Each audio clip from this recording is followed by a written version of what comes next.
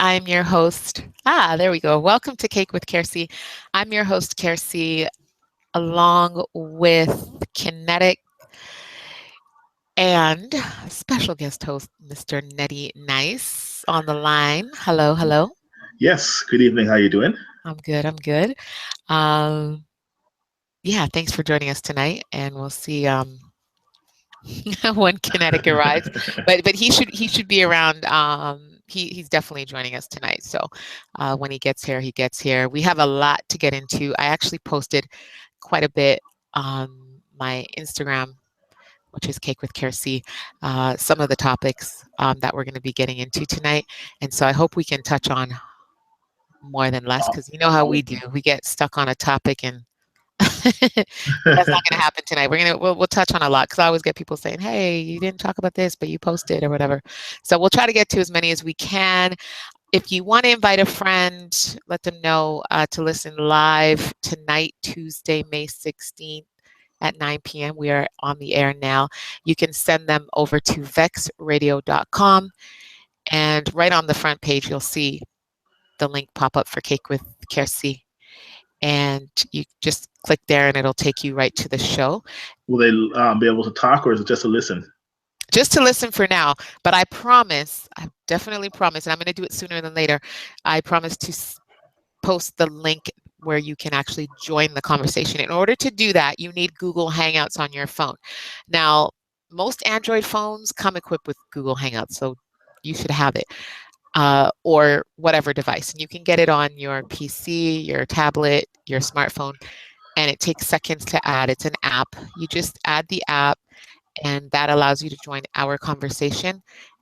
I'm going to post the link at some point right here on vexradio.com on the page just below. There's a comment box below the show. Like, you'll see the screen for the show right below there. Click that link and you will be automatically joined. Like, you'll join the conversation. Um, and I'm also going to post it on the YouTube page, because there's a YouTube page that runs along with it. So I'll post it in the comment section of the YouTube page. So whatever page you're watching us on, listening to us on, you'll see the link within the next hour, and you can, or probably sooner, and then you can call in with your comments, or if you have any questions for us, or if you have stories to share. That's always good, especially with some of the topics we're getting into. We're touching on dating. There's just a couple of things that are real life scenarios that people can touch on. So again, vexradio.com, and I'm about to post a link on my Twitter handle as well. And I know Nettie's posting, and KINETIC usually posts. So um, you could send people there, or best place, vexradio.com, which is also the best place to listen to hip hop and R&B 24/7. You can submit your requests to hear your song played, and also send a shout out. I'll give you that phone number a little later, and tell you how you can do that. And yeah, and I'll give you more information about the podcast and all that, just in case you didn't catch this whole show. Um, or you can't stick around for, or whatever. But we're here for a little while. And like I said, it's one of our freestyle shows where we're going to be covering a lot of different topics. So, I like um, it like that, though. what's that? Covering lots of topics. Yes. Um, so first things first, I really wanted to, I wanted to actually speak about something that, but I guess we could start. I could start with you. And I didn't get permission to touch on this topic. So if you don't want to talk about it, you just let me know. But Mother's Day was this weekend, Yes. right? And is that something I can ask you about, or no? Yeah. Okay. I'm fine Um, with it. sorry? I'm fine with it. It's been 4 years now, so I'm cool. Oh, but it's never, I mean, yeah, well, I can't speak on that. I can't speak on but 4 years, my gosh.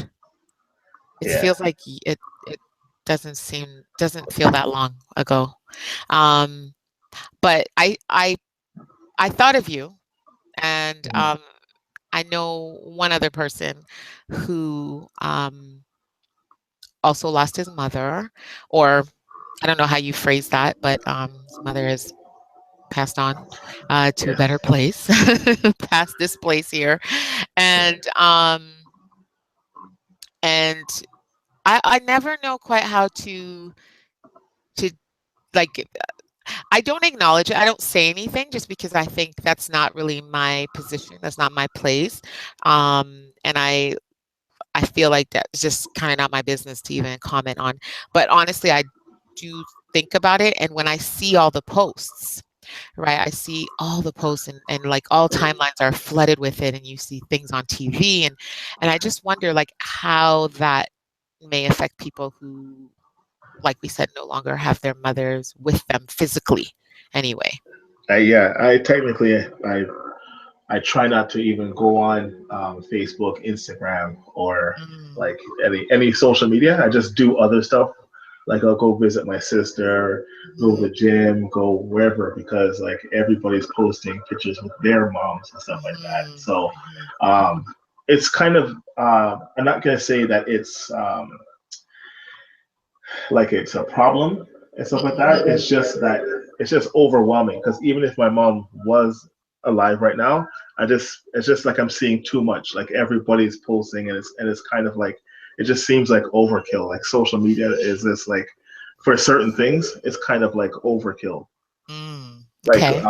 especially when it comes around to I know we're gonna be talking about dating and stuff like that, but Valentine's Day, you know, Valentine's, and then like Yes. you go on social media, and then it's like everybody's just killing social media with their Valentine's story. Oh, you know, my boyfriend brought roses into me to work and stuff like that. So it's just like just the social media aspect of it. I just don't like how everybody has to just jump on everything. Oh, happy Mother's Day to all the mothers out there, and my mom was that, but you know what I mean? Like it's kind of like Mhm, I just think that social media has kind of like made everything like kind of it kind of killed it for me in a way. mm. Okay, Like that's better. Mhm. you can hear me? Yeah, yeah, yeah. Mhm, Yeah, it kind of killed the whole aspect of celebrating the Mother's Day.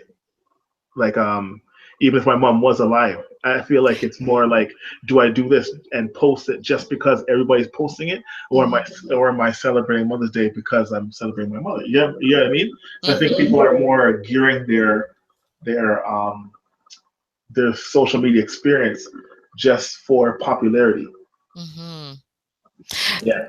See, and that's the thing. It's because I was speaking to a friend of mine who also um we got into this and he said no, we got into the whole idea of Mother's Day is one of those days it's like every day is Mother's Day. It like one of those comments, like one of us made the comment of every day is Mother's Day. And I feel the same way, especially being a mother, right? Yeah. But I have a mother, I am a mother, and the thing is, though, I don't see anything wrong with celebrating or taking that one day out to actually recognize it and make a big deal of it. But I no, and that has nothing to do with the social media because social media, yeah, has just blown everything up and things that you normally wouldn't even hear or see, you have to digest it just because it's being, yeah, put in your face and like you said, I mean, the only way you deal with that is to avoid it or limit your time on it, limit your exposure, right? Yeah. Um, but even in doing that, like I may not be on, but then I'll still get like someone who usually my sister sending me posts. And then when someone sends you a post, you get an alert. So it's like even if like I wasn't even on and I look not even looking at my phone type of thing, but I'll hear that alert, which sounds like my text message, and I'll check my phone and I see it. So you're kind of sucked in, you know what I mean? Like, Hmm. or you almost can't avoid it because other people are serving it to you as well. So even if you Yeah. try to avoid it, right? But so we were talking about that and he said, yeah, I kind of feel that way, but he's like, I just recently started posting these things, posting and sharing these quotes and things about mom on the special days. Hmm. And to your point, it's exactly that, like, because he's had this idea that Mother's Day is every day. I don't really make a big deal of it, but he kind of got sucked into it, it sounds like, because he sees it all the time and it's like, you got to acknowledge it. You got to do something. So a few years Yeah. ago, he started and he didn't say, oh, I started saying Happy Mother's Day or making a big deal of the day. He said, I started posting.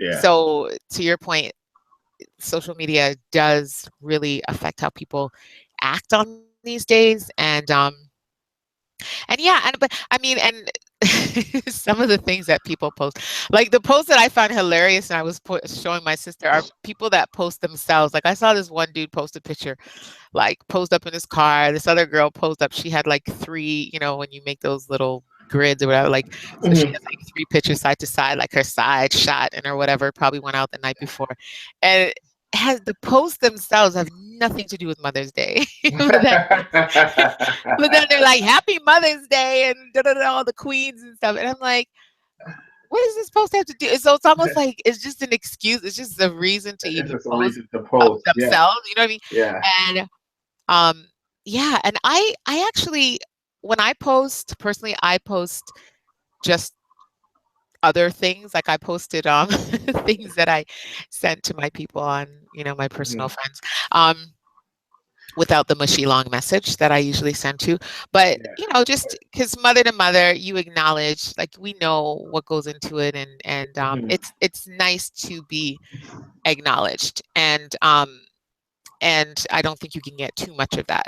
I don't think that's overkill. I think if your children do it, your spouse does it, your friends do it, I think it's just welcome, especially when people know maybe you've had a tough time, tough Yeah. year, or you know what I mean. Yeah. So, but um, I Like I don't mind. personally, I don't post um, my own personal experiences, and that's kind of consistent with my whole life basically. Like I don't really post any relationship type, even like there was National Siblings Day the other day, and Yeah. and and again, I don't see anything wrong with people like doing it, but I just like, I'm like, and then for a second though, because I was like, okay, my sister's on, should we post it because our friends are doing, I was like, oh please no.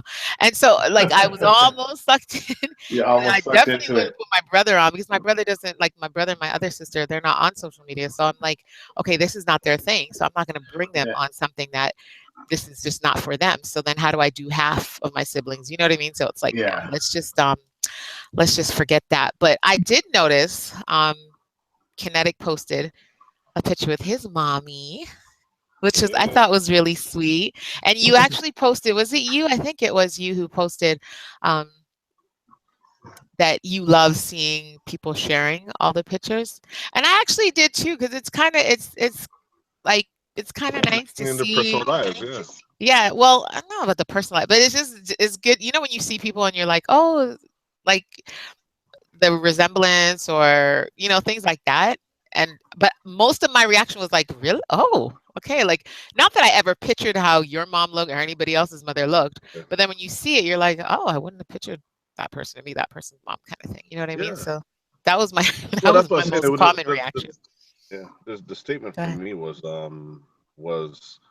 you know what, I enjoyed looking at the little glimpse into your life, because I like you. I don't post unless my people's already on and I know they post. That's who I post. I don't really post my life or give insight into my life. It's just more wisdom for me, or a little phrase or a little funny. It's like I always try to do something that's enlightening, something that makes people like question or talk or spark, and like I'm brave enough to spark a conversation to make people actually debate. And then Hmm. I do something funny and I do something educational. So it's Hmm. always my thing. Like that's my quote unquote rules for social media.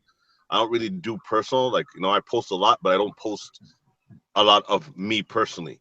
And I, Hmm. I know, and like, my mom is just like, that's the one. Like, I'm not big on the commercialism, holidays, and stuff of that nature. But my mom is the one person that I feel like, even though I'll post her on her birthday and I'll post her on Mother's Hmm. Day, that's basically it. You know?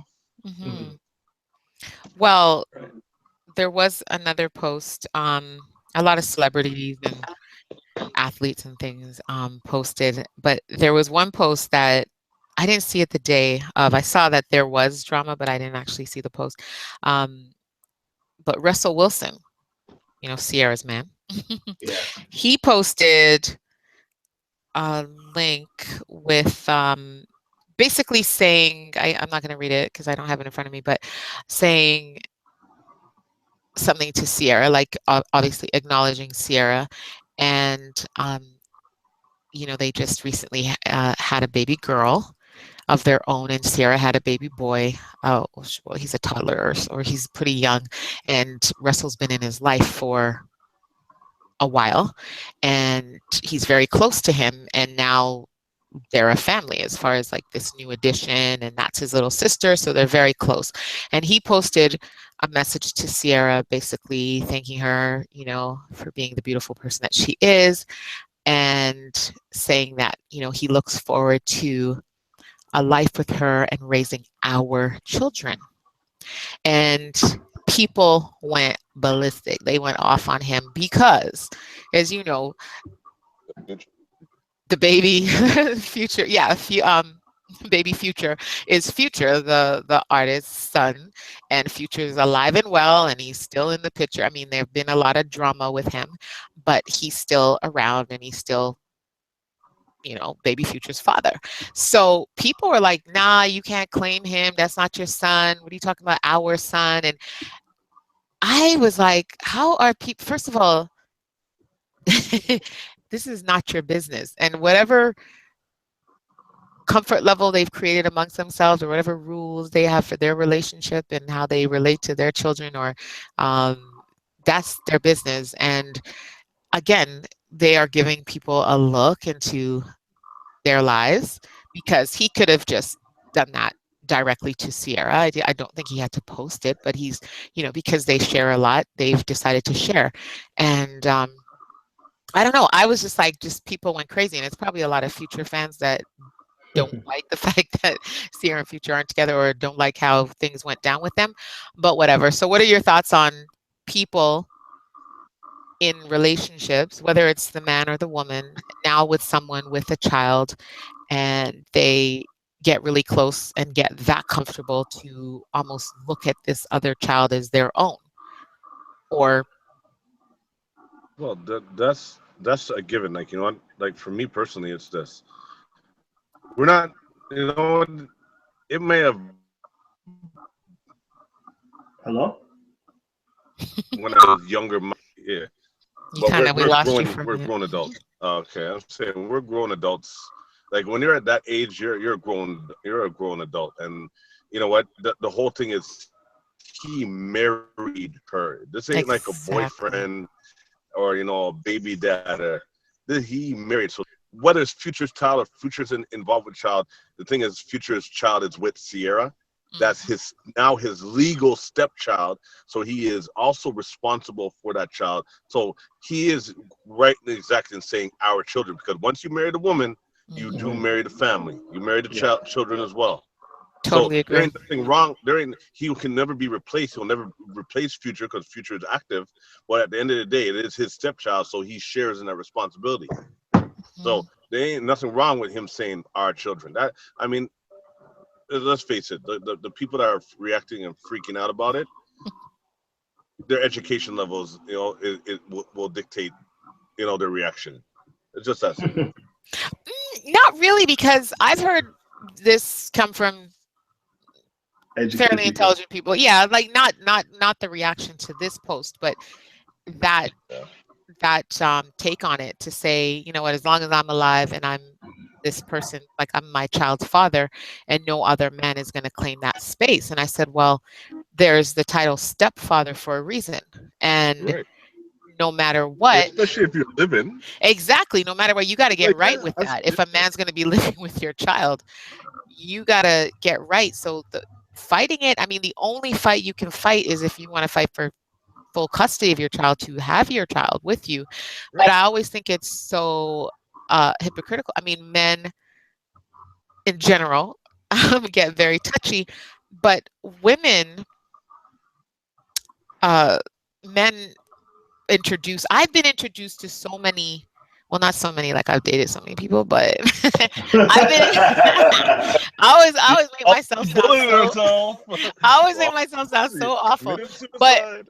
no, I have been I've been introduced to other, like, guys I've talked to or dated, and their children, and a lot, and they don't think twice about it. And I don't even think men think, okay, is this person going to be in my life? I don't even take that as a sign like, okay, he sees that I'm going to be in his life forever, so he's going to introduce. Nah, because we didn't get to that point yet with some people. But they don't care. They could be driving their kid home and the kid's in the back seat, and then you give them a call and they're like, "Oh, I'll stop by, say what's up." I don't even think. I don't even think. I don't even think they gave it enough thought to say, "Okay, maybe I shouldn't stop by to say hi because I have my child with me." But no, they're just like, "Oh, meet so and so. So what's up?" kind of thing. And I'm like, and I would always note it like, so this is how my child would be exposed to new So people and different people. It's hilarious to me. I'll give it to you on a different scenario from my side. Mhm, mhm. Um, so my daughter, I have her like around people all the time, and it's just because I don't want her to single out like one Sorry. person. Hello? Sorry, I just sneezed, but I couldn't hit mute. Oh. So I tried to move my mic. I'm so sorry. I hope you didn't. Okay, anyway, what? Sorry, go ahead. So your daughter, your Yeah. situation. So basically, like my daughter, I have her around like a whole bunch of my friends. It could be guys, girls, or whatever. They're Mm, all friends. I say this is Auntie whoever, this is Uncle Jermaine, or whatever like that. And so many times one of those people is somebody I might be dating at the time, but she doesn't get the introduction like that, right? So mhm, it's just like, hey, this is this is that person. Hey, this is my other friend from years ago. Hey, this is so and so. So my daughter will meet like a whole bunch of people, and then she knows that I'm loved by a lot of people. But it's not to say, hey, this is the one. This is going to be the wife or whatever and stuff like that. This is your new. This is going to be your new mother and stuff. You know what I mean? Like it never ever introduce her like that. So mhm. it's not any pressure on the person I'm dating, and it's not any pressure on my daughter either to have to look at somebody like that. So basically, there hasn't been anybody who I've brought to my daughter to say, yeah, this is going to be a person who's going to be in our life and stuff like that.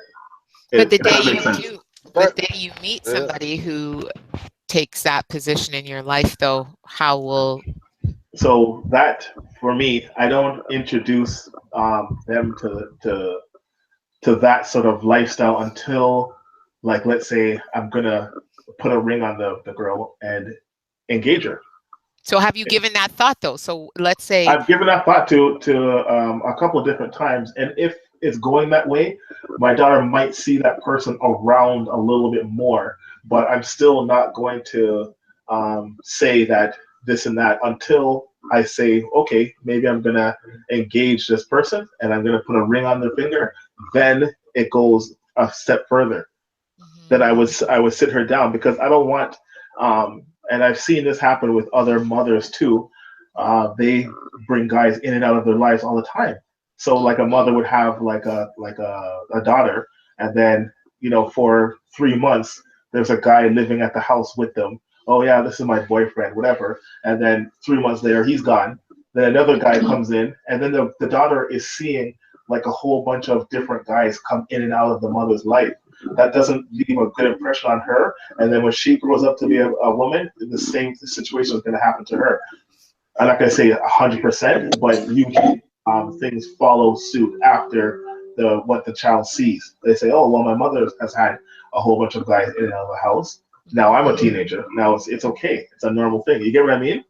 Definitely. And I mean, I Trying think to it break the cycle. does. Yeah. Yeah, it does affect. Because my mother, I wasn't. I mean, my mother raised us as a single mother, and but we weren't. I wasn't exposed to different men, and so to me, I think that's my norm is that no, like men don't come around. You know what I mean? And men don't. Uh, you know what I mean? And then it wasn't until I was much older, like I'm talking teenager, like late teens, that I realized that there was someone that one of my mother's friends that like she was closer to, and that was her. And I was like, and me being the youngest and my sister, like when it hit me, I was like, oh, And then my sister's like, duh. But, she had a few years on me and she was like a little more experienced. So she caught on. But again, that was like, still, he wasn't in my face. And so I never had those experiences where, like, I hear stories about, people coming in and trying to rule you and control you and treat you, you know what I mean? I never had any of that or any type of sexual abuse at the hands of some stranger or anything like that. So thank my mama for that. I'm very grateful. And I think that really, like you said, affected like how I parent and how I've been. And I think not even just that, like other things you see in the news and on social media, as far as not even social media, but just things you hear and bringing people around your child. And like I'll take a bigger risk with myself, obviously, like dating someone or being around someone. But to bring them to my child, that's another level. And then yeah, that's a whole, having to like how do you and so I'd like how do you explain this to your child time and time again? And this is it. I don't understand when I hear things like that. I'm like, does it really happen? Like women have men in and out, in and out, in and out, and making them comfortable, and they do, because I hear stories and it's true, but it's just so far-fetched. Like I just don't get it. And but they'll have them up in their room or up with their feet up in their living room, like being served and being But taken you see, care of, that's just like the children. And I just think like it would have to be like legit for me. I'd have to, like you said, Nettie, I'd have to have a ring on my finger. I'd have to know. And there's never 100%, like you never know 100% what's going to happen down the road. But I couldn't be doing that with someone that I wasn't even 100% sure about who was going to be in Yeah, my and life. even if I'm dating exactly. a female, was that kinetic? No, I was saying exactly. No, I know. You go on. I stopped. Oh, I'll address that. oh yeah, and even if I'm dating somebody and they have a child or two kids or whatever, I tell them I don't want to meet your children until like we know that it's going to go further. Because some people are quick to introduce me to their kids, and I'm like, Mm, I don't want that because like first of all, um, I'm a big kid lover, right? I always get very attached to kids, and mhm. then like what happens like Careful how when you say that, Nettie. Careful. not talking like I know in what you terms mean. in terms of like the kids like they like to hang around and stuff like that, and we'll go like I'll go with the kids to get ice cream or whatever and stuff like Because you're a that. playful person. I know your personality, so you Yeah, would be, so I yeah. don't want. I tell them I don't want to meet their kids because then afterwards I feel bad. Like if me and the mother broken up, but then I'm like, me and the kid had such a good like bond, Mhm, like friend mhm, bond and stuff like that. I'm like, oh man, it's like now I'm missing the kid. You get what I mean? mhm. Yeah. So On it's like I that, I don't. See that? remember That's that. speaking to this guy and then having this woman confront him kind of thing. And part of what she said and where she actually lost me, she was upset at him for lying to her and playing her and all this stuff. But then, and her son really liked him. And, and he hurts because he got close. And I thought, okay, well, that's why I blame you. Like, there is a bit of that because you would hope that more men would be like you, Nettie, to say, okay, I'm not going to get too close because if this doesn't work out, I'm not going to do this to this child. But the person who should be thinking along those lines is obviously the parent, like the mother. And so you shouldn't have someone up in your place playing video games with your child and bonding with your child if he's in and out of your life and not sure about what he wants with you. I mean, your child is an extension of you. You got to think for your child. So like uh, that argument, like when she said that, I looked at her sideways, like, okay, you just lost me because nobody owes anything to your child more than you. You know what I mean? Mhm. And you can't expect a dog and like a psycho who's gonna come and lie to you and use you and abuse you and all that stuff. You can't expect that person to be thinking, oh, but maybe, I won't be like this for the child's sake. No. If that's a part of getting to your heart or getting into you and making his job easier, he's gonna use that. So you have to be, and on the flip side though, there are people who in that same scenario, my daughter didn't like that person. And the exposure was the exposure was very limited, and it was in a group setting one of the time, and another very limited uh, time frame setting, the other, and but my child did not like, and so, and But then your daughter don't like nobody. I know, no, she doesn't. It's not that she doesn't like anybody. She she doesn't like.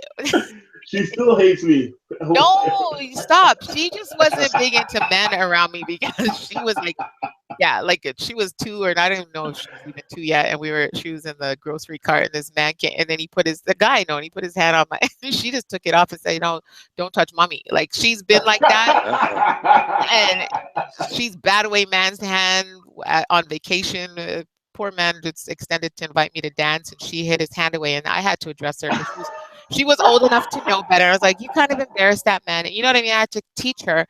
And then, yeah, another scenario where she basically separated physically because this guy sat beside me and he was touching my leg. And then she kept pulling me over to her to say, I got to tell you something. I got to tell you. And as soon as I was far enough away, she was okay. So she's shown me, and that's different because I'm her mommy, right? And like, that's like, so it's different. It's not that she doesn't But like. but that's just the territorial. That's just Yes, that's what that was. funny. But this But one, you still want to this share. was, You she still just want to didn't share. like him, and she, like, I caught her because we were in a, like I said, a group situation, and I saw her looking at him like, like, and so I was like, what was it? And she never did say, but I should. But when I told my friends, like my people knew, and they're like, that's a sign, you know. So that's why. And so some people argue for the fact that you should have your child exposed to people at some point because Not they're at a all. good read and they can tell you. But I'm not using my child as that. Sorry, Kinetic, you were going to say something. You were going to say something. No, I agree. That's what I said. I agree. Like at the end of the day, like the first indicator for the type of woman, like if a woman's quick, and I'm not. Please don't take it as me women bash. If I would me to her child, that's a strong indicator that that's not the woman for me. I Say that again because you kind of cut out. So if a woman introduces you to her child, said if a woman is quick to introduce me to her child, then that's a strong indicator that that's not the woman for me. You see that's that? a strong statement. Yeah, but that's what I'm trying to say. Well, you got to remember, right? For me, it was like as a man, I don't believe any man should as Nettie said, I totally agree, but I'll take it a step further. Like because I actually do this. This is how I live when it comes to children. When I have no problem, I love kids. You know, kids love me, believe it or not. You know, as stern as I am, but they end up it's they so really love funny. me. Mhm. And then what it comes down to is this: is that I tell a woman that has a child, I say, look, unless you mean you're going to end up, I don't want to meet your child ever. Not because of even the bonding or sorry, the bonding between me and that child for me to feel like I'm missing that child, but it's more like you know what? The first things first. I grew up under like as you said, my mom was a single mom. Listen, in all the years that I've been born, I've seen two men enter my mom's life, and I'm talking about 20 years apart. Mhm. One man she married, and then he came into the household. You know that didn't work out for whatever reason, getting her personal business, but that didn't work out. And the other man Mhm. moved to the States and actually wanted us to go to the States with him. He was Mhm. leaving here. He had opportunity in the States. And, I was close to him, but he was like, you know what, I got to go. He, told my mom to come. She was like, nah, I'm good here. And that was that. There's only two men I've ever seen in my life. Mhm. I didn't even meet her husband or ex-husband until around, like, I think it was a month before they got married. Right. Like she didn't even into it. Like it was one of those things. So I want me personally, I don't want to meet that child until it's time when I know that I've taken that woman serious. And then and and it's like I'm the type of man I'll come to your house when I'm on that child's schedule. When that child goes to bed, I'll come to your house. But you'll Right. never see me. I'll leave that house before that child gets up. Yes, that's a key Okay. thing too because I would hate that like the kid wakes up and then there's a strange man in the house like that's the kid's home that's where they go to rest they wake up they eat or whatever and stuff like that to have us to wake up and have a stranger in your house like that I would hate that as an adult not to mention a kid might be frightened in the situation you get what I mean and Mhm. on top of it back to what Kinetic was saying about a woman who's too quick to introduce to their kids, another that's a kind of an indicator for me that she's more looking for somebody to Right. father the child and mentor the child, because I know sometimes She's needy, women.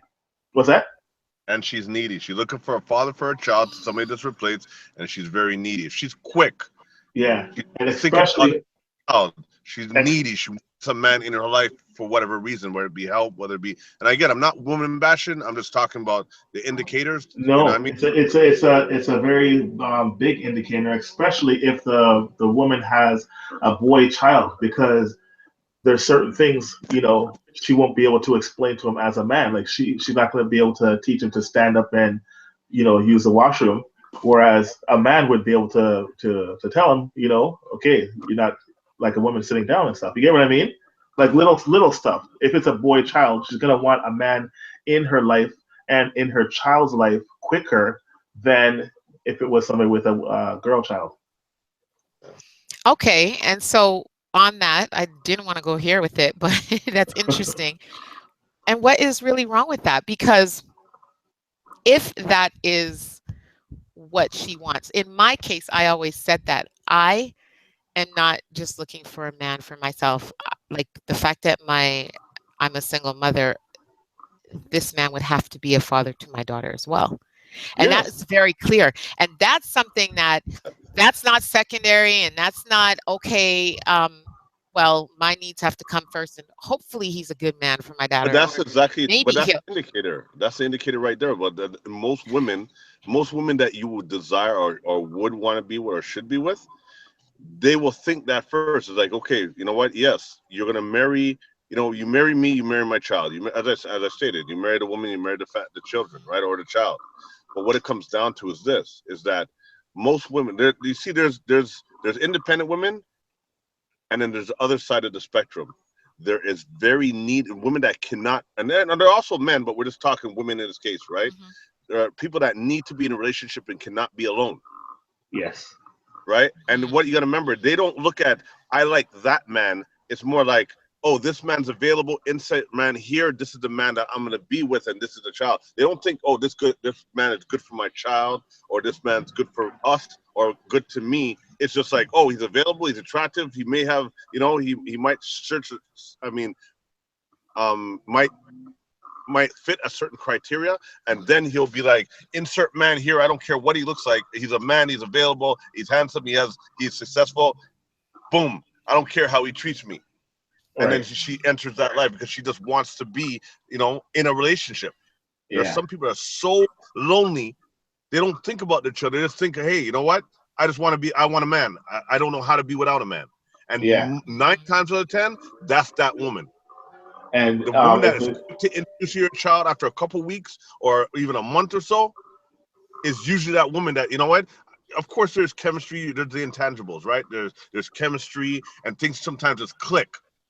Right? Mhm. Right away, it's like you click. But when it's a mutual beneficial chemistry clicking, and you know what, and it's not just one way, you inserting that man here, and it's like he's feeling you, you feeling him, and yeah, this is feels right.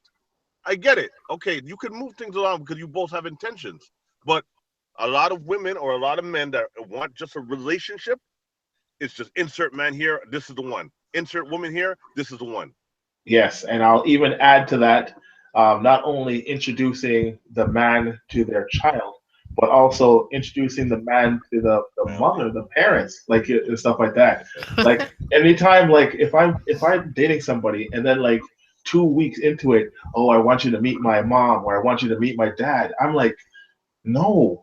Like I don't even know if we're gonna be around that long, and I don't want to be that guy who goes into the person's life, meets the parents, meets the kids, and then afterwards I'm like, this is not really what I want, and then I'm gone, because then all it's gonna be like, oh, the parents are gonna be like, oh, what happened to so and so? Oh yeah, he wasn't a Right. good guy because oh yeah, you know what I mean? Like he didn't want to be in a real relationship and stuff like that. But no, it's not even that. It's just too fast. And if there's women out there who are listening to this right now, please take heed and don't rush into introducing your new man to your kids and to your parents. Okay, that's interesting that you mentioned that because it kind of ties into a question when we get on the whole dating topic. So hopefully I'll remember that. But in a way, so my response to that though is two reactions is her family, friends, and possibly child, especially if they're older children, they probably wouldn't put that on you because if she did it with you and if that's her style, she may have done it with other people. And so there are people like I get the reaction from people that I'm very secretive and I don't tell people about anybody I'm dating, and so Oh, I get the that's for opposite. sure. 100%. Okay. Well, and, okay. and and I've known Kiersey for many years now. Many. Uh-huh. Okay. So yes. Now, and just based on how I feel about my life and with even what you guys are saying right now about other women, because there are women that are the opposite of me, and it's almost like as soon as they meet somebody, this person has a title, they're in their life, and it's big things, and then they're introducing and telling everybody, and then it's gone. You know what I mean? But honestly, and I don't knock anybody's the way they approach it. Just don't use that against me. Don't use the way you are with your thing to turn around and call me secretive or whatever, Yeah. sneaky and things like that. No, I'm private, and I always make that very clear. I'm just a private person, and I don't want to go through the whole, you go and you broadcast things and you tell everybody and you build it all up just to have to like now clean it up. And then every time someone sees you, like, what happened? You know what I mean? What happened to dude? What happened to dude? What happened? Control, You're reliving it almost, right? delete all the pictures off your Instagram. Delete all the Yeah, and pictures I off of could your not be. Facebook. You know, I could do that. I could do remember that. remember back in the days when people used to change their status. Oh, it's complicated. Oh, in a relationship. Oh, like all sorts of things on there. I'm like, why would you do that to yourself? Exactly. Why are you putting your business out there for everybody to just attack you? That's all they're gonna do. But I think they're just, those people are just very optimistic and they're just thinking very positively to say, like, this will work and this is the one and I feel such a good vibe. I've learned not to go off of that because I'm a very positive, optimistic person too. It's like I give people the benefit of the doubt, and I feel like my famous quote is like, "Oh, he's so cool." Like so people are so cool until they're not. You know what I mean? Because you got to give yourself. But I give myself enough time to find out how cool or uncool this person is before I start exposing it. Just because then you get just wrap them up too much in your life pretty much, and then you got to unwrap all that and unravel all that, and I just don't have the patience. But it's worked. It's okay. Go ahead, Kinetic. No, it's okay. I'll come after you. Okay, But I was no, gonna say it's backfired that same thing because I'm the same way in terms of being private with that sort of stuff, but it has backfired, especially I used to be like heavy into the industry with promotions and photography and stuff like that. So going out to different events and putting on like parties and stuff like that or whatever.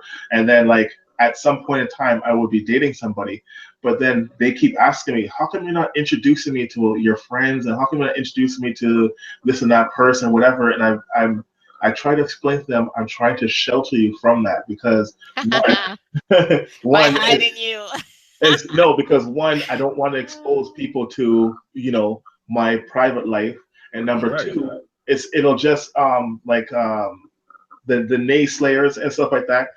People will start coming up to you and start saying, oh, blah blah blah, and, oh yeah, you're dating this person, or the person might, like my friends might say, oh yeah, Nettie was over here, blah blah blah, and somebody might see me somewhere or whatever. It just gets too complicated. You get what I mean? Yeah. The worst But thing, yeah, I agree 100%. The worst thing you can do as an adult is put your life on social media. As a promoter, I totally 100% agree with Nettie. My thing was this, right? Is when I was promoting, I was going out with a woman for 9.5 years. I was going out with another woman for 7.5 years. What? I didn't even know that.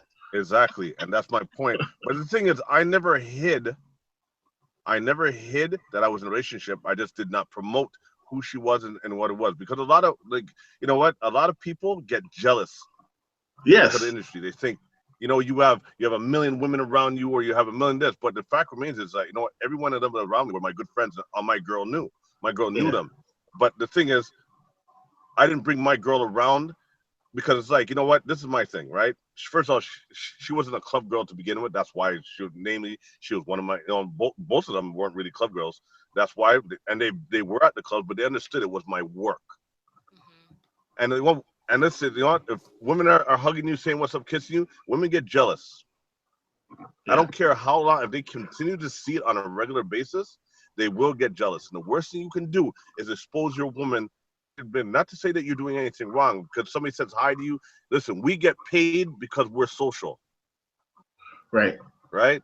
As promoters. So it's like one of those things where if your woman sees a very attractive woman, you know, holding on 1 second too long or whatever it is, all hell breaks loose. Yeah. Yeah. So it's just like one thing. That's my workplace. I don't come to your workplace. I don't make up noise. I don't, you know what I mean? I don't like things. So you can't be doing that at my workplace. This is how I get paid. This is how we go away on vacations. This is how I buy you those dresses. Right? You cannot go, you know what I mean? So it's just one of those things that, you know, if you want a happy life, don't bring your woman to the club where you work. but then the girl asked, how come you never bring me to the club with you? Are you ashamed of me? Or you don't want to show me out? But it's like, that's the thing is, it's not like I can hang with you. I can check it on you and say, you okay? Like, of course they come to the club with their girls and stuff like that. You know what I mean? But you're working. It's like, it's not a date. It's not a couple. It's not a couples thing when you're at the club. Right. And like when I'm working, I'm actually making sure my door runs right, that my door has changed, that my DJ is playing thing, that people are getting served properly, that, you know what, bottle service is dealt with. You know what, my flyer team is out there not goofing around. Like I always tell people, right, when you're a promoter, I go, have you ever hosted hosted a dinner party for 20 people? You're usually the last person to eat. You're pouring drinks. You're making sure everybody's filled. You know what I mean? You're ensuring their plates are filled. Like, you know what? You're just tasting food. You're getting a little joke here and there. You got a hell of a cleanup to do afterwards. So, right. And I said, well, now you imagine 800 to 1,000 people every week. That's what you're doing. Every night you're doing a club. You have 800 to 1,000 people, 1,200 people in your club on rotation. I go, if you can't manage 20 people, how do I manage it? You know what? 800 to 1,000. But can I ask you, as men in that scene, do you feel though, whether your woman is in the club or not, that once you are in a relationship that you should figure out a way to conduct yourself and be social with females in a way that it's very clear that this is no more than me just being friendly? Do you but I feel stated like that you though. have to? No, you didn't. I'm saying, did you figure out a way? I said to no, you didn't. Yeah, actually, I did. I said, no, I'm saying figure out a way, because if you figured out a way, you wouldn't ever, you shouldn't have that problem. Listen, unless that's your person it's not is about being but unreasonable. what I said, and how I addressed that, and this is a broad scope cover of that, is that I never hid that I was in a relationship. I just didn't promote who she was. I'm not saying that. I'm saying, was there a way? But I'm saying is, that's okay. My question is, that is conducting yourself. Yes or no? Was there a way that you interacted with people, specifically females, different when you were in a relationship versus when you were not? Well, that's what I'm trying to say. As I said, right? What no, happens is, saying that you don't hide your relationship has nothing to do with how you actually. Let me answer. I don't care if you want to agree with me or not. I'm telling you how it's done. No, but I'm telling you that maybe you're not understanding my question. I'm not saying I understand the question. in general. I'm saying, did you figure out a way to physically interact with them different? Like, let me just give you an example. Like, maybe when you're not in a relationship, you can hug. When you're in a relationship, there is no physical touching. Like, I don't know. Did you figure out a way that? As I said, and if I could have answered your question, which I fully understood, but you never allowed me to. What? Simple. As I said, you know what? When you're in a club, you're at work and stuff of that nature, yes, you know what? If somebody gives you a hug in the home, you say some stuff like, you know what? I don't think my girlfriend would appreciate that. That's BS. And I be like, can't. oh, You but said that to every chick that hugged you or maybe touched your ass. You I, said to her, no, "Oh, my yeah, girl would not appreciate real this." talk, real. You know what? Keep it real, Kinetic. Keep it No, all the you don't 800 have to. people. Let's You say don't there's have like to believe me, 600 kid. females, Seriously, 600 you don't have to females, believe me, but I'm and telling 100 of them would give you a little hug or touch your face in a little way. You would that was your way to deal with it, is to listen, say if my not, girl if would not no, appreciate this. we're not talking about, you know what? We're not talking about little ways. We're not talking about little. What we're talking about is blatant, because there are some women that just don't care. We're talking about blatant women that will just, will grab your ass or think like, yo, what are you doing? Like, you know what I mean? Or, you know what I mean? Listen, please don't do that. You know what? My girlfriend would appreciate it. That was my standard go-to. So, But I'm not talking about if a girl give you, touch your face, and hey, baby, what's up? Blah blah blah blah. Okay, it happens. You're answering. You're saying what's up. You're moving. You're shaking. You're not sitting there holding a whole damn interview with the woman for like 20 hours. So that's what I'm so, It's saying. like, So what's you up? wouldn't How be you doing, baby? different. That's what I'm saying with just No. that general contact. So you would be different with someone who is like aggressive, giving like aggressively, Right. but the general hug, touch, little whatever. I don't know what I so whatever probably I'll, the I'll one that initiated if that that would hugging, be that okay. kiss, like, PK, what's up? But there's romantic ways there, and there's a hey, yo, I'm glad to see you. Thank you for coming. Like, you know what I mean? Hey, what's up? Meet your peoples or what. It's like And so Eddie, did there's a you did you ever figure out a way to deal with that? I kind of it wasn't like how for me it wasn't like how Kinetic is saying. Um, so I noticed something about the industry for the time that I was in it. Let's say I'm doing a party. If I was doing a party and I'm a single person, I would get a lot more people coming than if I was doing a party as a person in a relationship.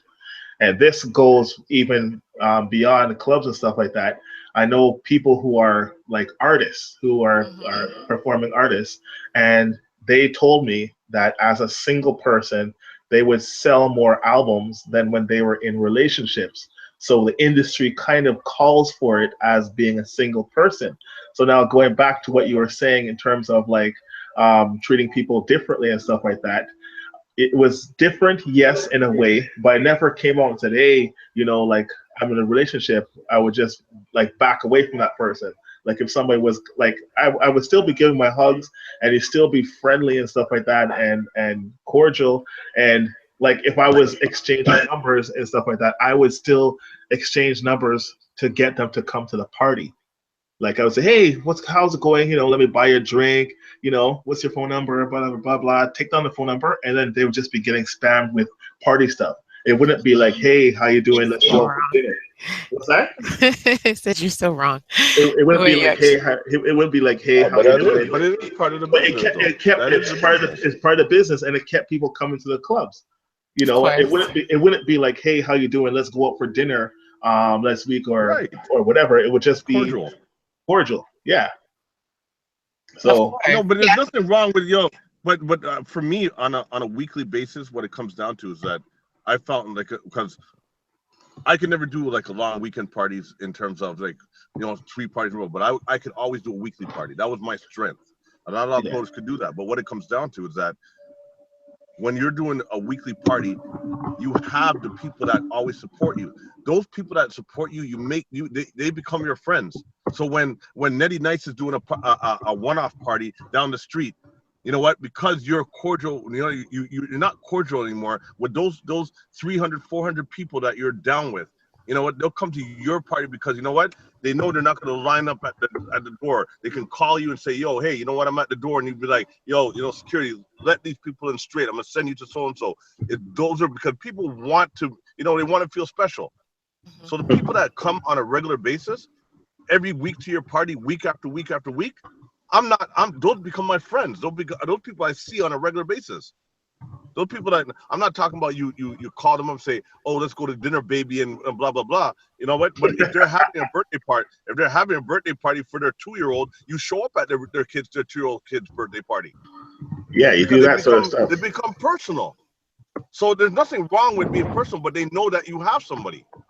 You see, and I'll tell you right? something from a female's point of view, and I'll give my little You experience know, before we bird. move on.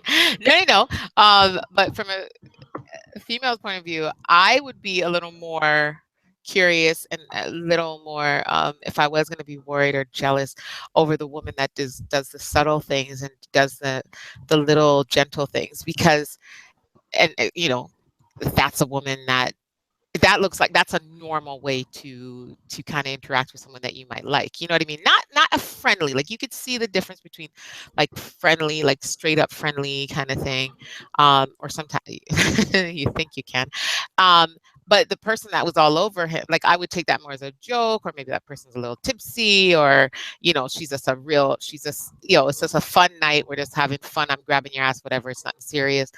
But the person that might be giving you the eye and doing the little subtle thing, now that is more normal, and those are the people that you might be. So for me personally, and I did do my little promoting thing for a minute compared to compared to you guys, it was like a minute in time. But That's where I met you, actually. yeah, right, It way is. way back, way back. Oh yeah, Platinum you the cream. the very beginning, Lord. Platinum Okay. cream. All right. Okay, honey. You never forgot that though. So then, Mm. and the thing is, I mean, me being a female, like I always like my girlfriends, like you always say, who out of your crew is who would you call the flirt, whatever, and they would always say me, but it's not that. It's just I'm a friendly person, and um um friendly to a point. Like, and if someone said hello to me, I say hello back. Like, I was never that chick to give like attitude or anything like that. I just thought, someone's being nice, whatever. And so, yeah, but being able to relate to people, and that's part of the whole game process, however you want to put it. And my thing is, and I'm trying to remember if I was like actively dating someone, which I was, like platinum cream, like. Kind of, sort of. No, no, no, but I'm trying to think of if I had like a serious. Oh, yes. In one situation I did with my, like, more recent party times, not way, way back then. And I was like, "Listen, I am who I am, and I'm not gonna be any different in this scenario." And, like, I wasn't doing a weekly party, though, so I think that you guys both did weekly parties, so you had to establish something that was a part of your life for ongoing, right? You know what I mean? As far as how you interacted with parties and stuff like that, and the long-term relationships. Even though I built relationships with the people that I dealt with because I kept in touch, and a lot of the guys that were at my parties were guys that I met because I met them as guys, like meeting a girl, you know what I mean? And then I was like, and by the way, I do this kind of thing. And some turned into like good friends, like for years, you know what I mean? So um but I just think, but once I'm in that situation, whatever, especially with parties where socializing, it's a tricky. It's not like showing up to your job at the bank or something. It's a totally different situation. And so whoever you're dating has to understand that for these few hours, like you said, Kinetic, I am working and this is part of my work. Like smiling and flirting and maybe accepting a drink from somebody is all a part of it. Don't read into it, because But you at the see, I end of don't the flirt night, though. no, but no, what I'm saying is, well, you know what? There's a difference, and people can take certain things as Yeah, flirting. how they interpret it. Yeah, how they Exactly. interpret So it. it's True. not as if True. I would be actively flirting with someone, because I wouldn't, especially if I was seeing someone. It's like I don't need that drama. You know what I mean? But like if someone, um, and with me, like if I look at someone and then I smile, like that equals flirting for some reason, especially from a female. You know what I mean? Like for men to flirt is a little different. Like you guys got to put it on a little more. For a woman, just looking at a man over her shoulder, somehow she's flirting with a man. It's just like, nah, kind of how I ended up looking at him. You know what I mean? And I smiled on top of it. But the person like would have to just understand that, like, whatever you see, if you come into my environment and whatever you see, you just got to take it. But and then in this case, I left with this person, so it's like at the end of the night, this is it. And I think it's also who you are outside of the club and outside of your Right. work Facts. situation, and if you're consistent. But a lot of men are dogs and liars and all that good stuff, so it's hard. Anyway, I knew that was moving coming. I on. knew No, that I'm was kidding. I'm coming. kidding. I'm Wait, kidding. hold on, hold on. No, no, no, no. Here the joke is men are dogs, but women know how to cheat better. I will agree on a certain level. But most women And won't. do. But well, most women don't, and most women do not want to. That's the difference, and Yeah. that's a whole other topic. But yeah, speaking of well, we did speak of babies. News We adults. started off there. Yeah. And then I just thought of Future because I forgot that Future's actually in town tonight. He's performing. It's May 16th for anybody listening to the podcast. Yeah. And so he's in Ooh. the city. So shout out to Future. I guess the show would have wrapped. It's one of those, or it's almost finished. So if anybody, I doubt anybody's home from the show, but if, yeah, call in and let us know how the show was if you tune in or if you're listening to us. And invite, yeah, so if anybody knows of anybody that might be on their way from the show and they have data to burn, send them to vexradio.com and they can link, because I'm just about to post a link where people can, you listener, sorry, can call in and join the conversation as long as you have Google Hangouts on your device. So recent baby news, you have, okay, we know that Serena, Beyonce, who else are expecting. Sierra just had her baby. Kevin Hart and his wife, Eniko, I think it's Eniko Hart, are expecting. They're having a baby boy. I don't know when. Usually people don't really post about it before 3 months. And she is showing, and she's a very fit girl. So I'm thinking she's probably around the 4-month mark or something like that. So she's kind of early. It's around the Serena time. And Russell Westbrook. Oh my God, I was gonna say Wilson. I was like stuck there. He just had a baby boy. I think today. I think his baby boy was just born, and so I'm looking at this baby's feet because that's all in the picture. I was like, okay, I wonder if he's gonna be a baller. Just I wonder the approach if he's just like already like thinking like Westbrook's already thinking, yo, as soon as he can start walking, you know what I mean? I'll have him in the gym and stuff like that, which I wouldn't doubt. But and then Kiki Wyatt. Do you guys remember Kiki Wyatt, the singer? Yeah. Okay, anyway, she had a song, like she's been out and I think she was on one of those reality shows and she had a song with Avant. I think that's when she first entered the scene, my first love, I think it was. And that light-skinned pretty girl, she is now pregnant as well with, and I was just speaking about her months ago with my sister.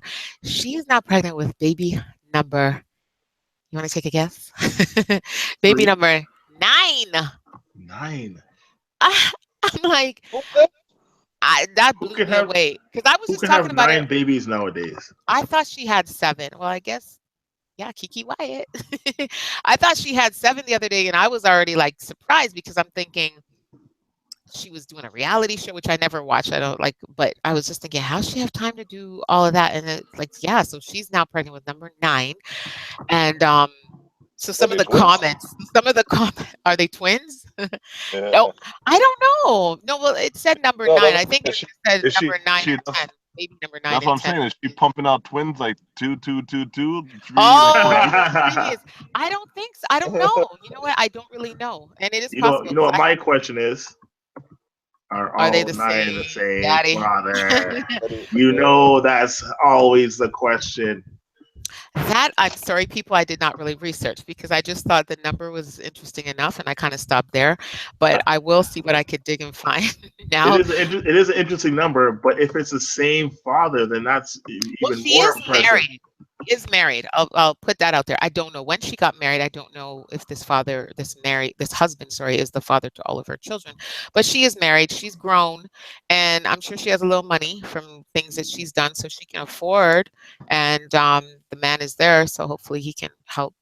Or is it a blended family? Uh, no, I don't think so. Okay, guys, you just if I when knew when you were you gonna say be this interested, I would have when like so. when you say those statements, Right? you I gotta gotta come follow it come up. with You the gotta come with the info. come with Okay, the no. facts. I'm gonna look it up. I'm gonna look it up as we speak. The beauty of social media or the internet.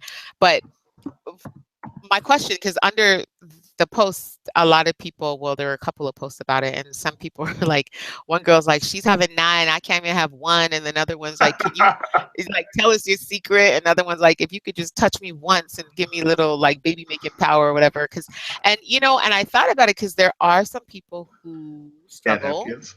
Yeah, they do, or they struggle with it, and it's not as easy, and they really got to try, and funny enough, I just today I heard about this app, this new app that's out, which is being called the Tinder for baby making, basically. So it's an app that Oh, connects man. people.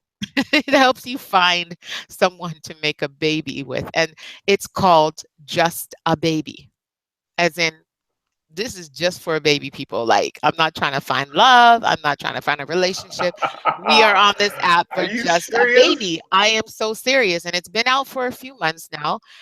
People use it. And I don't know. I was like, I sat and I was like, this can't be true. Like, how are people gonna find? But then I thought, I can see it. but yeah, because then I thought, well, to go to a sperm bank and to do and get in vitro and do all of that, it costs money. It's And not crazy. everybody that really, really wants a child um, has that kind of money. Number two, women, there's a time limit. Some reach it a little earlier than others, and you just never know when your time is up to have it. And not everybody can freeze their eggs like these celebrities, and everybody likes to, oh, freeze your eggs. Like, who has 10 grand, 5 grand? I don't know how much it costs, but that's way more than I could afford to say, let me just put some eggs on freeze. Like, you know what I mean? And then to put that off till like I'm 50 and then start having my child at that point. Like, I don't know. And then the whole process, it costs a lot. Um, so I thought about that, and I don't know how much the app costs. I don't know. It's probably free or it's $1.99 at most or something. So I mean, it's a cheaper option. And then I thought about it some more, and I said, well, if people can find love in that way, because like the whole idea of finding love online or through a matchmaker at some point was very foreign. Like, it was like, you can't just find a stranger out there. Like, you got to know it. Because I've always thought I need to know at least one person that knows the person I'm dating for me to feel comfortable. Because I need to know that this person's for real. And the time that I actually did step outside of that rule were the times that these were like some characters that I should not have messed with, because Some shady you have, characters. yeah, one especially because you have no one to fact check with, you have no background, you have nothing. Like, and so what they're telling you, you're depending on that person and that person alone, Well, you everybody's know? connected in some way, though.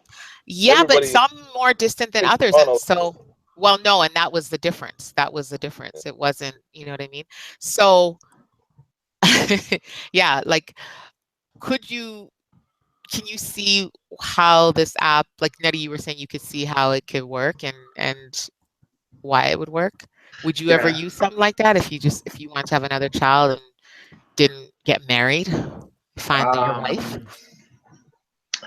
I don't know if I would use it myself personally, but you know what? If somebody came to me, because it's happened to me already, lots of times where women have said, you know what, they just want a child, and you know they want to know who the father is. They don't want to just go to a sperm bank. So if I could give them a child, and I was like, At first, I was like, no way. But then I thought about it, and I'm like, we'd have to sign some papers, so none of this comes back to knock me afterwards. Like. So I can see an app for that. I can see it working. Did you man, ever? Nettie, Well, sorry, can I go ahead? no, my see, mine was I guess we all had these, like where you had like I've never had a woman actually say, "I want your child." It's more about it's more about the relationship. It's like, okay, the age old college, or if we hit 30 and we're not married, we're good friends, so let's just let's do it. Let's just hook up and have a baby and just do this relationship thing, as a contingency plan. But it's never been directly, "I want your baby." It was like more, all right, if we don't have somebody by the time we're 30, or 30, whatever it is, 35. I've had a lot of those where women have said that, but never, "Hey, you know what, yeah, you look good, I want to have your child." it's not to say like it's you look good like your jeans and stuff like that. It's just that I'm comfortable with you. I've known you for 20 years of my life, and things haven't worked out in my way, and I want a child, and I feel comfortable having a child with you. So And doing it the old-fashioned way, like the real way. we never got into those details, but Detail. Would that make a difference for you? I I wouldn't knock it if that's the way it, came about. That's the only way it's gonna happen. You're like, No sperm bank. no? You wouldn't go and donate just for the No, cause? hell no. Because you know what? Okay, this is the conspiracy theory in me. A theorist, I should say, in me is that, you know what? They use my DNA to clone me. They don't need me after that. B, they sell. I have a bunch of kids out there that I don't know. You know what I mean? And you know what I mean? It's just, it's just saying. But I really feel it. When you remember, you're given when a man does his business, there's 1 billion of his soldiers out there. Like, Okay. 1 billion. Did you They see can make 1 billion of you later on. If they if they can freeze it for a day, they can freeze it for 100,000 years. there was a So movie about that, really, Yeah. I'll have to. I'll get a text. But what would be the problem? What would be the problem? Like, if you don't know they're out there, like, and you're not responsible for them, what would be the but problem that's with your that? life force. You remember that's your life force, and you know what I mean. We're all connected in some way somehow. So it's like, you know what? Okay, so my kid out there goes down the line and gets with another one of my kids, and then that whole line gets messed up because of it. But my biggest thing though, inbreeding. But my biggest thing is honestly, I believe that when you go to sperm banks, they clone you. They use your genetics because you remember you are giving your sperm to these people for free or not for free, maybe pay or whatever. I don't know how it really works, but the fact I remains think they is do pay them, yeah, a little something. whatever you pay them, Nettie and confirmed, yes. comes not pity. It's not like it's not like, hey, you know what? That because your sperm, your life force, your DNA becomes their property. They don't have to impregnate a woman with it. They can do whatever the hell else they want to do with it. True. You paid them. They compensated you. Now your DNA is no longer yours. So Right. you may think it's gonna be done for what's it called again, a baby, but it could be done used for it could be used for a goat. You're saying. right, anything. So right now A crossbreed. you Yeah, could have or you know what? some kinetic goats running around. You're saying. Right, or Those would be some ugly goats, that's for sure. harvesting. Just kidding. Like, yeah, it could be that. I'm saying is, whatever you want to say, but I'm thinking more sinister, like art, like organ harvesting and like, you know what I mean? Oh, yeah. Yeah. Things of that nature, right? They need your DNA, it matches because you're giving it DNA, or if they need a live organ, it's like, hey, go get him. We know where he lives. We know his DNA works. Go get him. Well, that's what they said. Now that you're talking about that, there's been a conspiracy in the States. I can't hear you that well, Betty. Sorry. There's been a conspiracy in the States where people put down, when they die, they'll give their organs. People would just go and check on the organs donor list and see who matches and say, oh, there's Kinetic. Kinetic lives in Scarborough, and then there all of a sudden, Kinetic is going out to the store. There'll be an accidental accident. Yeah, they're knocking, yeah. And then all of a sudden, they whisk Kinetic away. At the burial grounds, Kinetic has no kidneys, no liver inside him, but he's all sewn up, and the family doesn't even know that this was a well, setup. nobody. You think about it, that's the thing. If you think about it, they're not even necessarily killing. They're taking their people's organs, right? We've went a total different way, but I know. I'm about to. There has been cases where people have been charged for organ harvesting, like out of dead bodies. Like, think about it. When they open you up, the coroner opens you up. They take out whatever organs they want. They show you up. What you're gonna go? You want an X-ray? You're gonna go look. You're thinking, hey, open them up. I want to see the organs before you sew them back up. No. Right? Nobody. No. I guarantee you, no person's family that has died has ever said, I want to see you sew them back up. I want to make sure all their organs are there before you before you bury them. Yeah, I want to. No, and it's true. And I mean, in like worst case, like even worse than that, I don't know if you guys received these videos and things, and hear the stories, like especially in Jamaica recently, there were a lot of young ladies Yes. going missing, right? And GTA. That's been in the States as well. oh, it's worldwide, especially in places where Yeah. um, people there's a little more poverty and people need a way out, and not that in every case, because in some of the cases that were happening, like these girls were going into taxis or going into cars that were Right. disguised as taxis, and they were taken away, and they ended up one young lady, I remember, she lived to tell, because I think the guy released her and threatened her never to talk, but she saw, I think part of the threat was them showing her a ditch or so like a grave or something that had other human remains, and said this could be you if you open your mouth, kind of thing. And that's one story, and a lot of people disappear, and they ooh, okay, a lot of people Nettie, who see, Nettie's Nettie, muted twice. see, Nettie cloned Clone, himself. the clone. You're so Sorry, Yeah, sorry about stupid. that. I had this is to. I why had you to. don't give away your sperm, people, and your eggs. I had to clone the call. sorry, You're sorry so about that. I silly. just You sound a I little switched. further away now.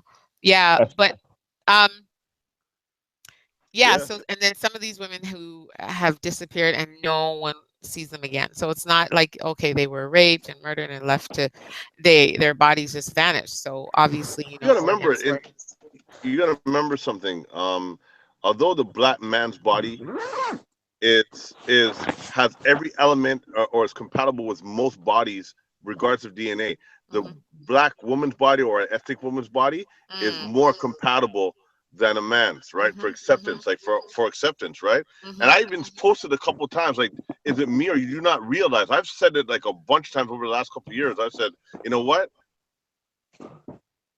Guys, there is some either a form of serial killer or there's women, black women, teenagers, 14 to 21, like being abducted every other week. mhm, There was stretch where there was like maybe about 20 something, women gone, disappeared. mhm, I was like, either and the police were not telling people like that these people were abducted. I'm like, either it was through social media we found out stuff. And I'm like, either they're using these women as clothes to find this dude, or they're a part of this situation. They know what's going on, mhm, you Mhm. know? mhm. Because No, of I mean, course, like we saw that, yeah, recently. I mean, I don't know, I didn't follow up on all the disappearances, but with all those young women that were in the DC area and recently, and saying so many are gone, vanished, and we don't see, big big news about it on right? the television stations, and You it's another ethnic person yeah, and 20, I think it like was like 14, like I mean yeah, the counts were serious. It wasn't as if okay, there yeah. was three people and that was kind of calming, because I think that happens, but once you start getting to double digits in a close Every week, two, range three. of time, yeah, it's crazy. And with I saw one of the videos, and I couldn't even, I mean, I obviously I didn't know what language these people were speaking or what, they didn't show themselves on the video, so you couldn't even say, okay, where in the world was this happening? But there was this a young lady who did not speak, and she was being attacked by these people, and the text that came with that video explained that, and I could see this happening too. This is another scenario where people in countries where there's limited funds and not enough jobs, and so you have people going into these countries, offering them these jobs abroad, like in other countries, and offering them Right. room, I'm over there. board, Yeah. everything, right? And we take Yeah. care of all your transportation costs, and you get a job and it'll last 6 months or whatever. They end up going along with it and end up in these foreign places, and as soon as they arrive, pretty much they're murdered for their part, and then they're never seen again. And it sounds so like far-fetched to people, and it's like, oh yeah, what, right? And but it's so believable, like if you think about it, and the money that these Well, people what they put call it the up. white slave market, right? They call it Yeah, the white slave and market, what and what it these comes down to. yeah, but what these people invest a little money to say, okay, for airfare and the transportation, a little money up front, that like one organ will cover that, right? as far Well, I as mean, remember the people that are buying these organs have millions and millions of dollars. Like like who that like not the Rockefeller, but what his name is that guy that got nine organ transplants. Like But I don't even you think know, I think even a family, to be honest with you, I was saying to my sister, I think even a family like, two like middle class, both making, I don't know, like 40 something, like in the States or whatever, or here making 50 grand a year. So, and if it's that important enough to you and someone and just through you're on a list waiting to save your child's life, let's say, or someone else comes and says, hey, here's another option. And there's a whole ring, like this is a whole other world. Like we would never be exposed to it unless you're in that situation. And somehow, some way they find you and will put it on the table, I'm sure, in a way to say, here's another option. You don't have to wait right? as long as you can come up with 20 grand. And 20 grand to save your child's life. I mean, these people pull out their savings or do whatever. And so I don't even think it's just for the filthy rich and you know it's but it's so scary and it's anyway and that's a It's little real too deep life, for though. me right It's now. real It's life. real. It's no, It it is but is. Real life. I have posted the link and so for anybody who's listening, if you'd like to join our conversation, like I said, you head over to vexradio.com where you are viewing or listening to the show. You'll see that if you scroll down below, so you scroll down below all the past show posts, and there's some other posts. Just keep scrolling all the way down, and you will actually see my comment in a box, and it says "Join the conversation." And just click that link if you have Google Hangouts, and you will be a part of the show to add your comment. And I've also done it on the YouTube page as well. Woo, okay. I'm not even going to comment on that. Okay, so actually talking about the Tinder for babies. So Kinetic, so you're not involved at all. You'll never use that service and you'll never support it. You'll never offer up your good sperm to Listen, someone.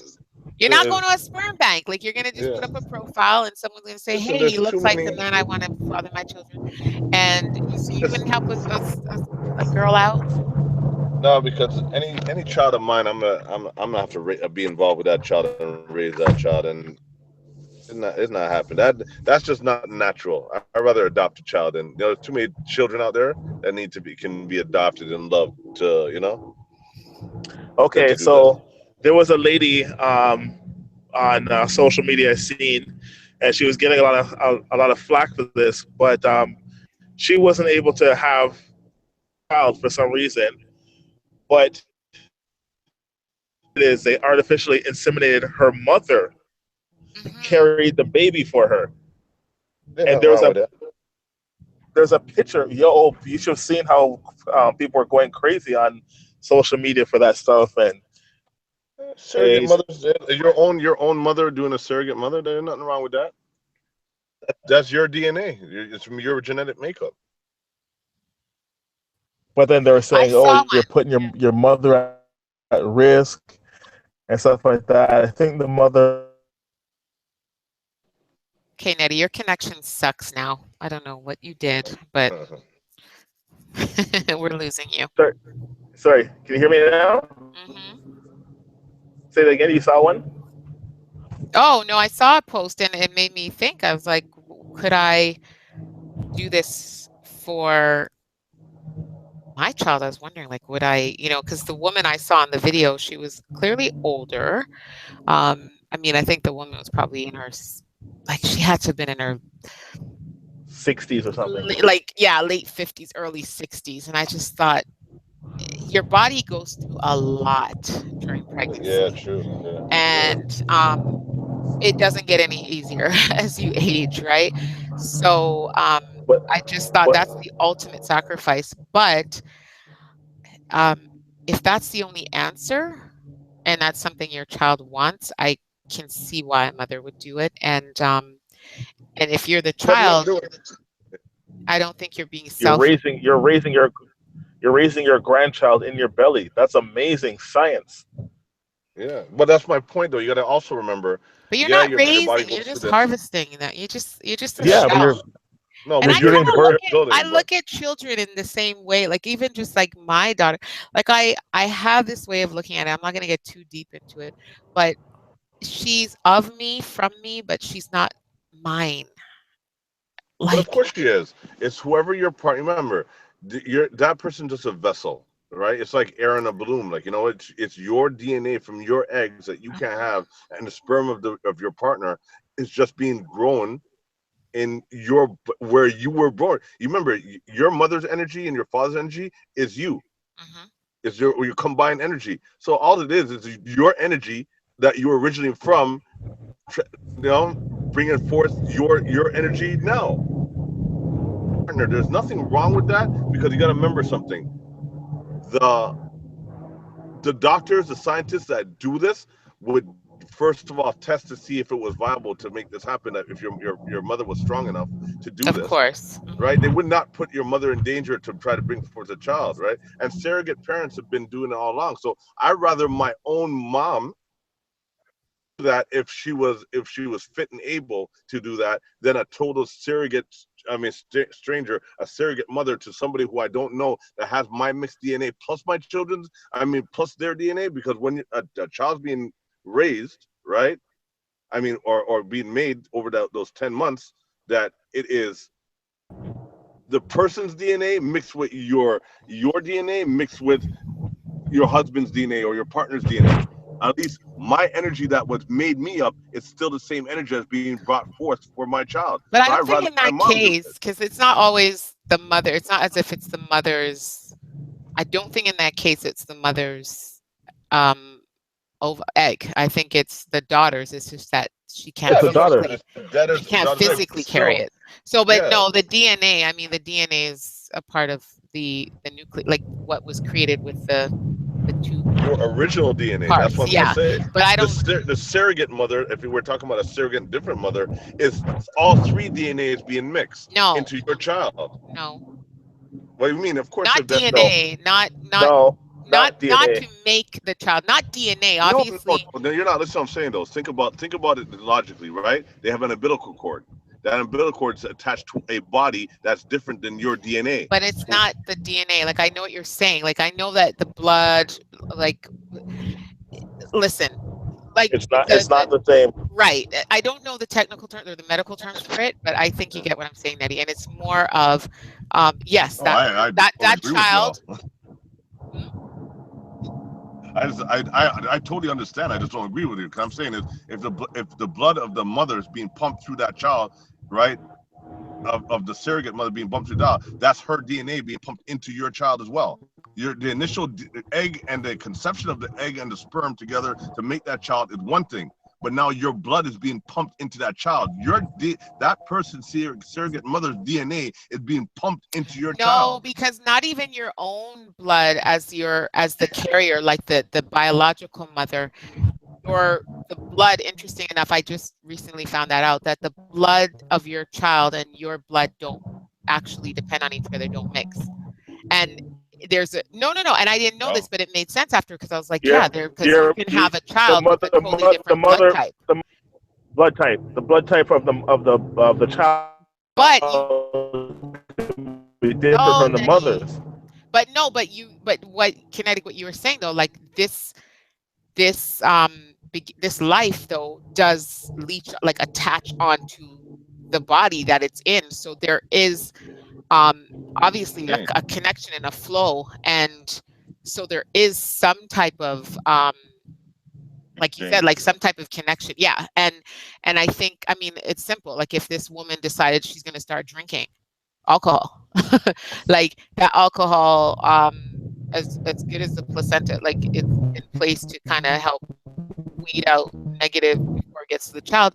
I mean, it does, traces go in, and who knows how much, and it affects the development of the child. So yeah, like you, to put that trust, like you're saying, to trust a total stranger to do everything right by your child, um, and not be sneaking little pills or like sneaking a cigarette when you're not, when they're not under your I don't that yeah, you're taking That's a I just risk. rather I'd rather be a carbon copy of my original DNA going into my child that what made help make me up.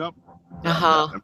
being my mom, you know what I mean, or the mother of the father, whatever, you know what I mean. Like if whether it's the father's mother or the mother's mother, as long as it's of the same DNA that makes up that child, And in to some me, case, it's just yeah. logical. It's just logical sense that that's the person that's supposed to have your child And it makes specifically. sense, but it's also kind of crazy to think about it if you're like, if you're 40 years old or 35 years old and your mom's like 65, 70, like I could not put my like. And yes, the doctors could check and all that good stuff, but it's a lot on your child. And the fact that, I mean, even with any type of surrogate, what's crazy is, like Judge Hatchett. I don't know if you remember her. She was one of these television judges, I believe. Yeah, I wouldn't say I'm not limiting her just to television, but she had a show, and her daughter recently passed away. She had a C-section, and they are suing them though, for allowing her daughter for her to bleed for I think 10 hours throughout this surgery, or I don't know the details of it because I wasn't really going to bring that up, but she died as a result, during childbirth. And so many people, I remember, oh God, what was that radio station? What was BLK? Um, Dawn, Or done. Booker and Rick Dawn, done. yeah. Yeah. Yeah, and she passed away during childbirth. So it's risky. I mean, it's not, and you could be healthy and have a flawless pregnancy, but during the act of like during the delivery, you lose your life. And I think so someone taking that on is huge. And I mean, if it works, it works. But I think I know the feeling of wanting to have a child, and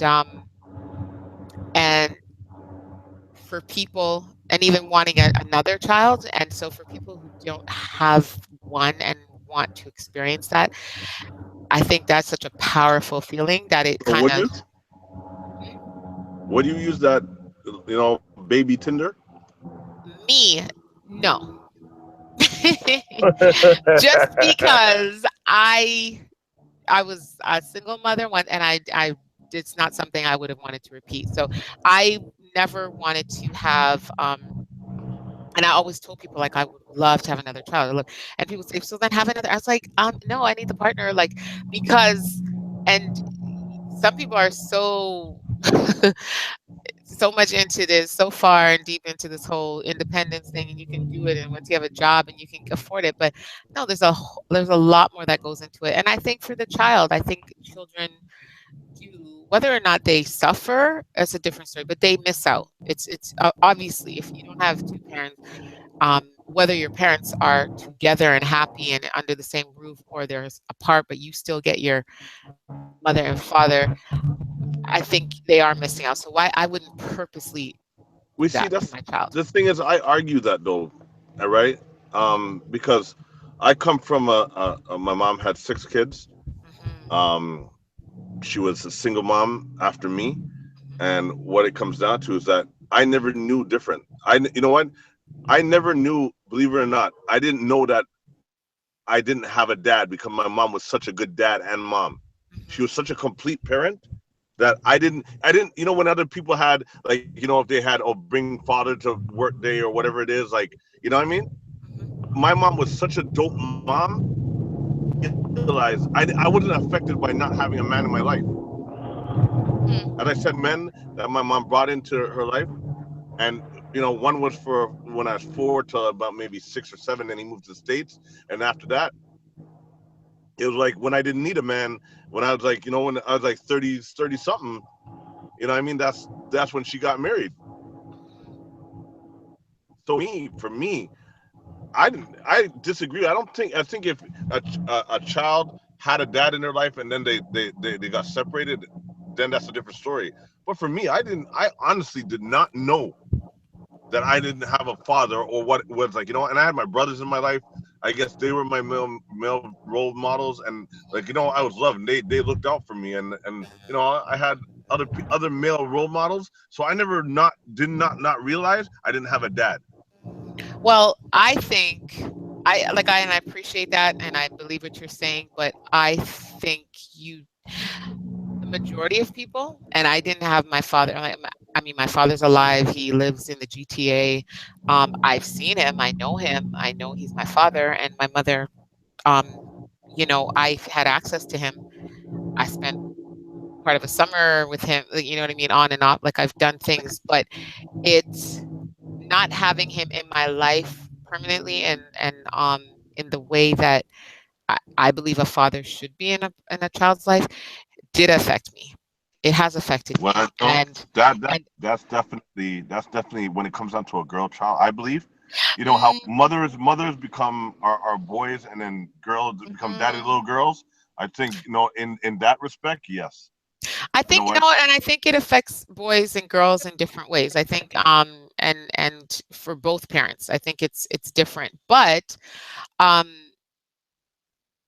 I remember Iyanla Van Sant.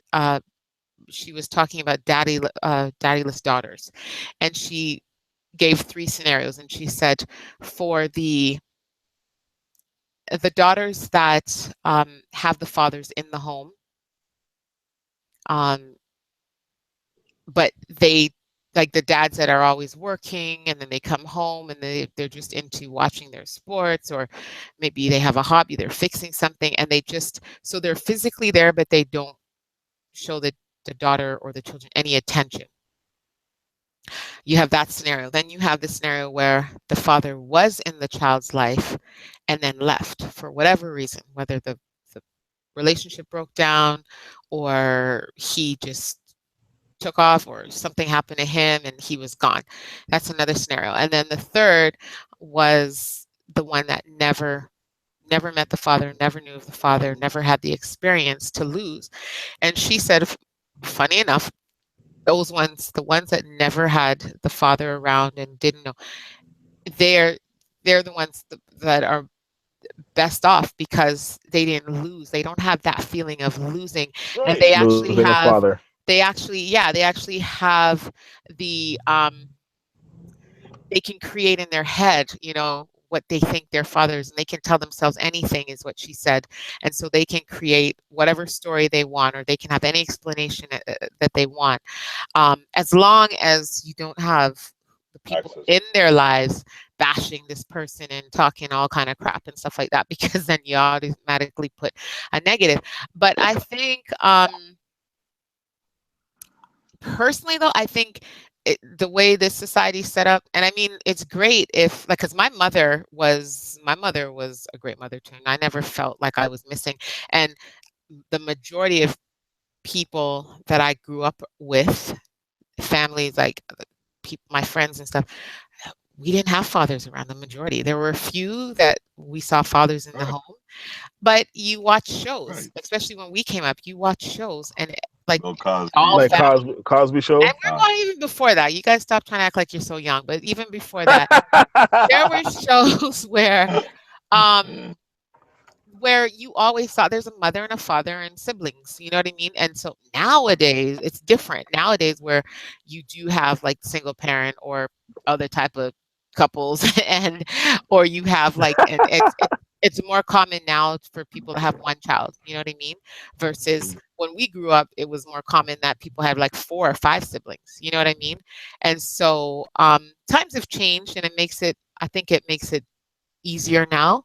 Because my daughter forever has been like, she don't want any siblings. She's like, I'm good. I'm Yeah. like, how could you not? Because I always look back and say, like, when I was a child, I remember thinking, okay, when I have kids, I want to have like 5 kids.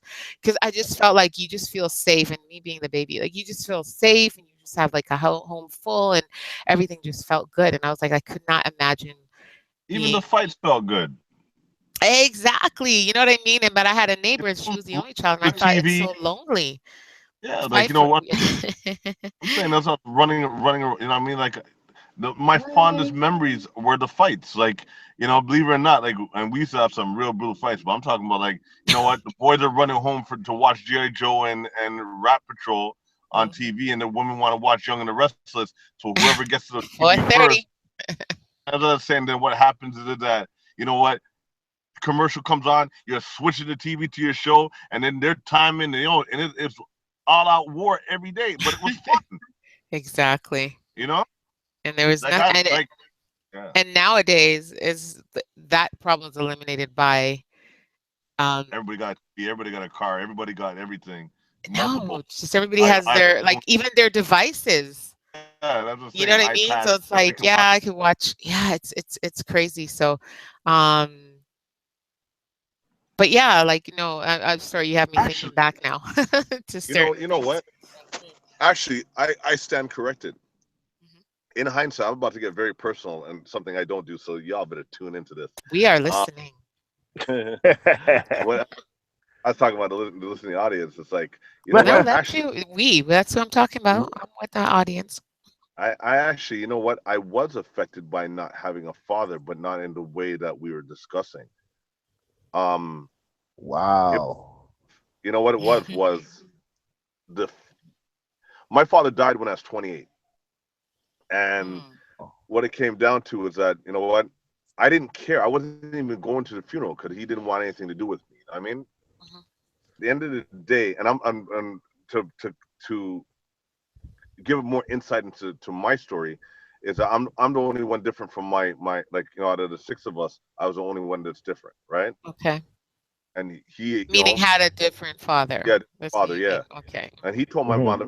he told my mom from jump that he did not want me to abort me, basically, and she, obviously she didn't come here, right? Mhm. But what it came down to was they were together, and then he actually broke up with her when I was 3 months old. So as I said, I never had him. I didn't know that he was my life. But the thing is, right? I saw him a couple times throughout my life. Um, I saw him when I was about 4 or 5. I met my other brothers and sisters that marriage before he broke up with her. I met them, and then I didn't meet him till I was 13 on my own. I went and I was like, you know what? Let me go find out who this dude is, because I remember I had a glimpse of memory of him, but again, I said I didn't miss him, right? I didn't know that I didn't have a dad. But now that I'm thinking about going back in the story, it's like I went to check him when I was 13, and like most West Indian men back in those days, I shouldn't say that. I'll say my father. He was a drunk. Like he was a, Okay. he hit the Ray and nephew hard, Okay. So I went and visited him, and he was drunk when I went and visited him. He said, "This is me, and if you can't accept it, don't come back." So I didn't go back till I was 22. I was very successful early on, and what I went to do was he gave my mom. My mom just was straight. She never bashed him. She never. She just told me the story straight. Look, you know what? She told me not to have you. I chose not to. We broke up because of it. You know what? I was on my own since you're 3 months old. He gave us $50, three things, three things of a baby food, and basically said, "Yo, you're on your own." Mm, So I went and calculated all the money and compounded it over 22 years. I was gonna go box him in his face with the money and say, "Well, thanks for nothing, thanks for the loan," because I was, you know what? When you hear that story and you grow up and you're like, you know what? I don't need you. When you're young, you're full of vigor mhm. and you're successful. You're like, I didn't need you. We didn't need nothing from you. Take your money. You know what I mean? Like, I was angry at that thought that, what he he wanted nothing to do with me, and this is what I was worth to him. Like, a pack of diapers and stuff of that nature. But he actually needed a hearing aid, like a hearing aid. So I was gonna go buy him a hearing aid. Nah, you know what? Nah, this dude ain't getting nothing from me. Forget him. I'm not even Mm, gonna give him that interest. Whatever. mhm. So he died at 28. But I remember, I don't know if you all remember, one of my favorite TV shows, which I totally identify with, not favorite TV shows, but a favorite scene in one of our shows, Fresh Prince of Bel Air, Mhm. where his dad came back into his life, and then he was crying to Uncle Phil and said how, why doesn't he want me? Because the guy was skipping out on him, and he was crying. When my dad died, the reality hit, because when my dad died, you know how people find religion. They find a religion. They find, all sorts of things. They want forgiveness. They're trying to trick or buy their way into heaven if that's what they believe in, whatever it may be. They want atonement, whatever it is. I sat there and realized that, yo, reach out to me and say, yo, you know what? I'm sorry, or you know what, screw you. Nothing. It was he died without calling out to me. I realized I was like, yo, I have to respect this man's word, even though I don't respect him. But I have to respect this man's word because he said he didn't want me, and he really didn't want me. So I remember the reality hitting me often at the time. I didn't even tell her that I went to the funeral. I just went because my mom was in push. She said, "No, you should go." You know what I mean? Blah blah blah blah blah. You should go.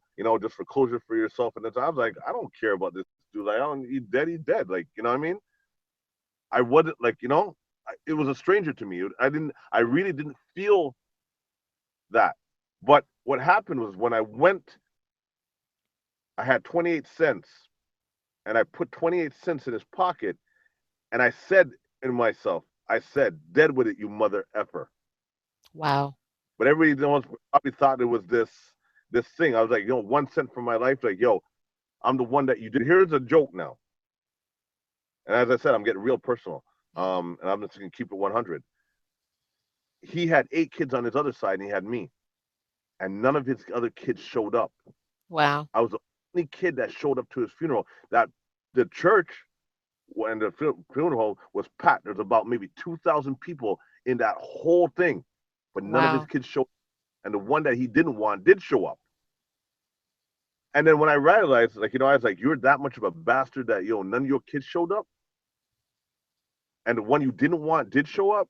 And then what happened was, I went home that night. I was thinking about it. I was just like, yo, this dude did not want me.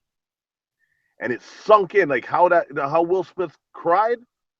I remember being beside my girlfriend at the time. She was sleeping, knocked out. All of a sudden, broke. I totally forgot about this. Mm. But I cried at the thought that, yo, dude did not want me. So yes, I was affected. Not that I cared that he didn't want me or that he wasn't in my life or that I missed him in my life. But I was affected by the fact remains that, my quote unquote creator or the person that, gave me life actually did not care about me in any sense. So yes, I was affected, but I wasn't affected because he wasn't in my life. I was affected because he didn't want me. It's like, at all. But I had to respect him because, the man kept his word. He said it and he meant it. Well, That didn't. no, actually, I like how you said it better. He kept his word because it wasn't that he meant it. Because, um, and I mean, I don't know him, obviously, but the fact that you pointed out that, no, I can't even go there because, like you said, a lot of uh, people drink, and in the Caribbean, it's a little different. It's not, but I mean, you use the word drunk, like he Yeah. was a drunk, and he even said, "This is me, accept me or don't." And so I think, Right. um, and the fact that he didn't have any of his other 8 children there shows that it was clear that he didn't know how to connect, or he didn't know how to be a father. And Mhm. I'm sure there's a reason in his story, if you care to find out about that or listen to it, Yeah. that would probably explain, not excuse it, but it might explain it. But I see. I And don't. I don't need closure for that. Like as I no, I said, know. yeah. Like all that stuff. I'm just talking about. Because I said that You weren't I affected. corrected myself. I said I did not. I wasn't affected. Affected with not having a father, or I didn't care. But I was affected in sense of realization that dude didn't want me, and that And I feeling of think but I what did think I do? that's the same as being there. I like so you're separating it, saying that I wasn't affected that he wasn't there. I was affected that he didn't want me. And it goes back to my point Yeah. that whether or not your parents are living under the same roof and happy and holding hands and everyone's like, it's perfect, even if, because there are great fathers who are not great husbands or partners, but they still maintain a great relationship with their children, and their children never felt left out. to the point where I've even heard stories where I think sometimes mothers are a little jealous of the relationships that these men are able to have with their children. They're able to be great parents, Yeah. but not serve their needs. And Sad it's story. and some yeah, and some women are kind of feel like they are left out of the equation. And so, but I think, but I honestly believe, and it goes back to another thing you were saying, Kinetic, about the DNA. And I remember telling someone this, and I'm not an expert, I don't know, but I just feel that if you are create, there's two forces that come together and create, and you are an offspring of that. I think there's a natural connection, whether you whether you acknowledge it or not, whether you can put your finger on it, or whether you give that attention, because I think in a lot of cases some people don't have to think about it because they have other things in place of that missing Yeah, piece, well, it's, yeah, or remember, their all life is so relationships. full and beautiful that they don't think about it because they have all their siblings, or they have a stepfather, or they have, someone else. So you don't think about it until the moment, and maybe it never happens for some people, but until the moment where you are forced, or some way you think about it, or you stir Well, that you up, got or you pay attention to it, and then it becomes real. Because I don't think you can come from someone and you are physically of that person, and you could sever that connection in any way, of shape, or course. form. Well, again, that life force is just continue. I know and understand I that agree, yeah. you are of that person. It's just it's every time a person is born, you're just an extension of both life forms to create yours, right? But I at the agree. end of the day, what it comes down to, but it's also the same thing. Energy also transforms from mate to mate, right? You gotta remember, it's all about relativity.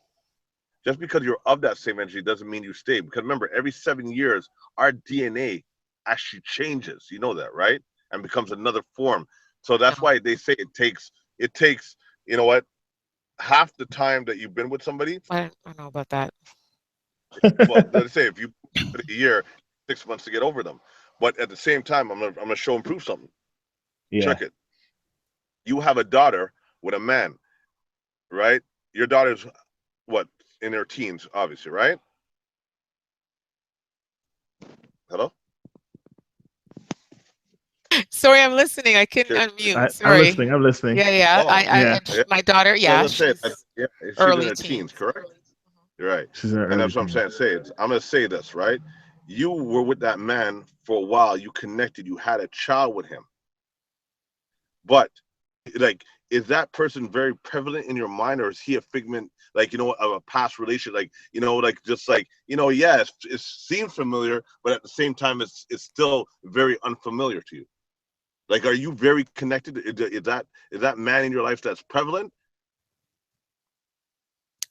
Not in the way of being with me. Right. I'm just But talking about no, like the memory. Even just talking the memory or the familiarity of him. For like whether it's 14 or 15 what? years ago.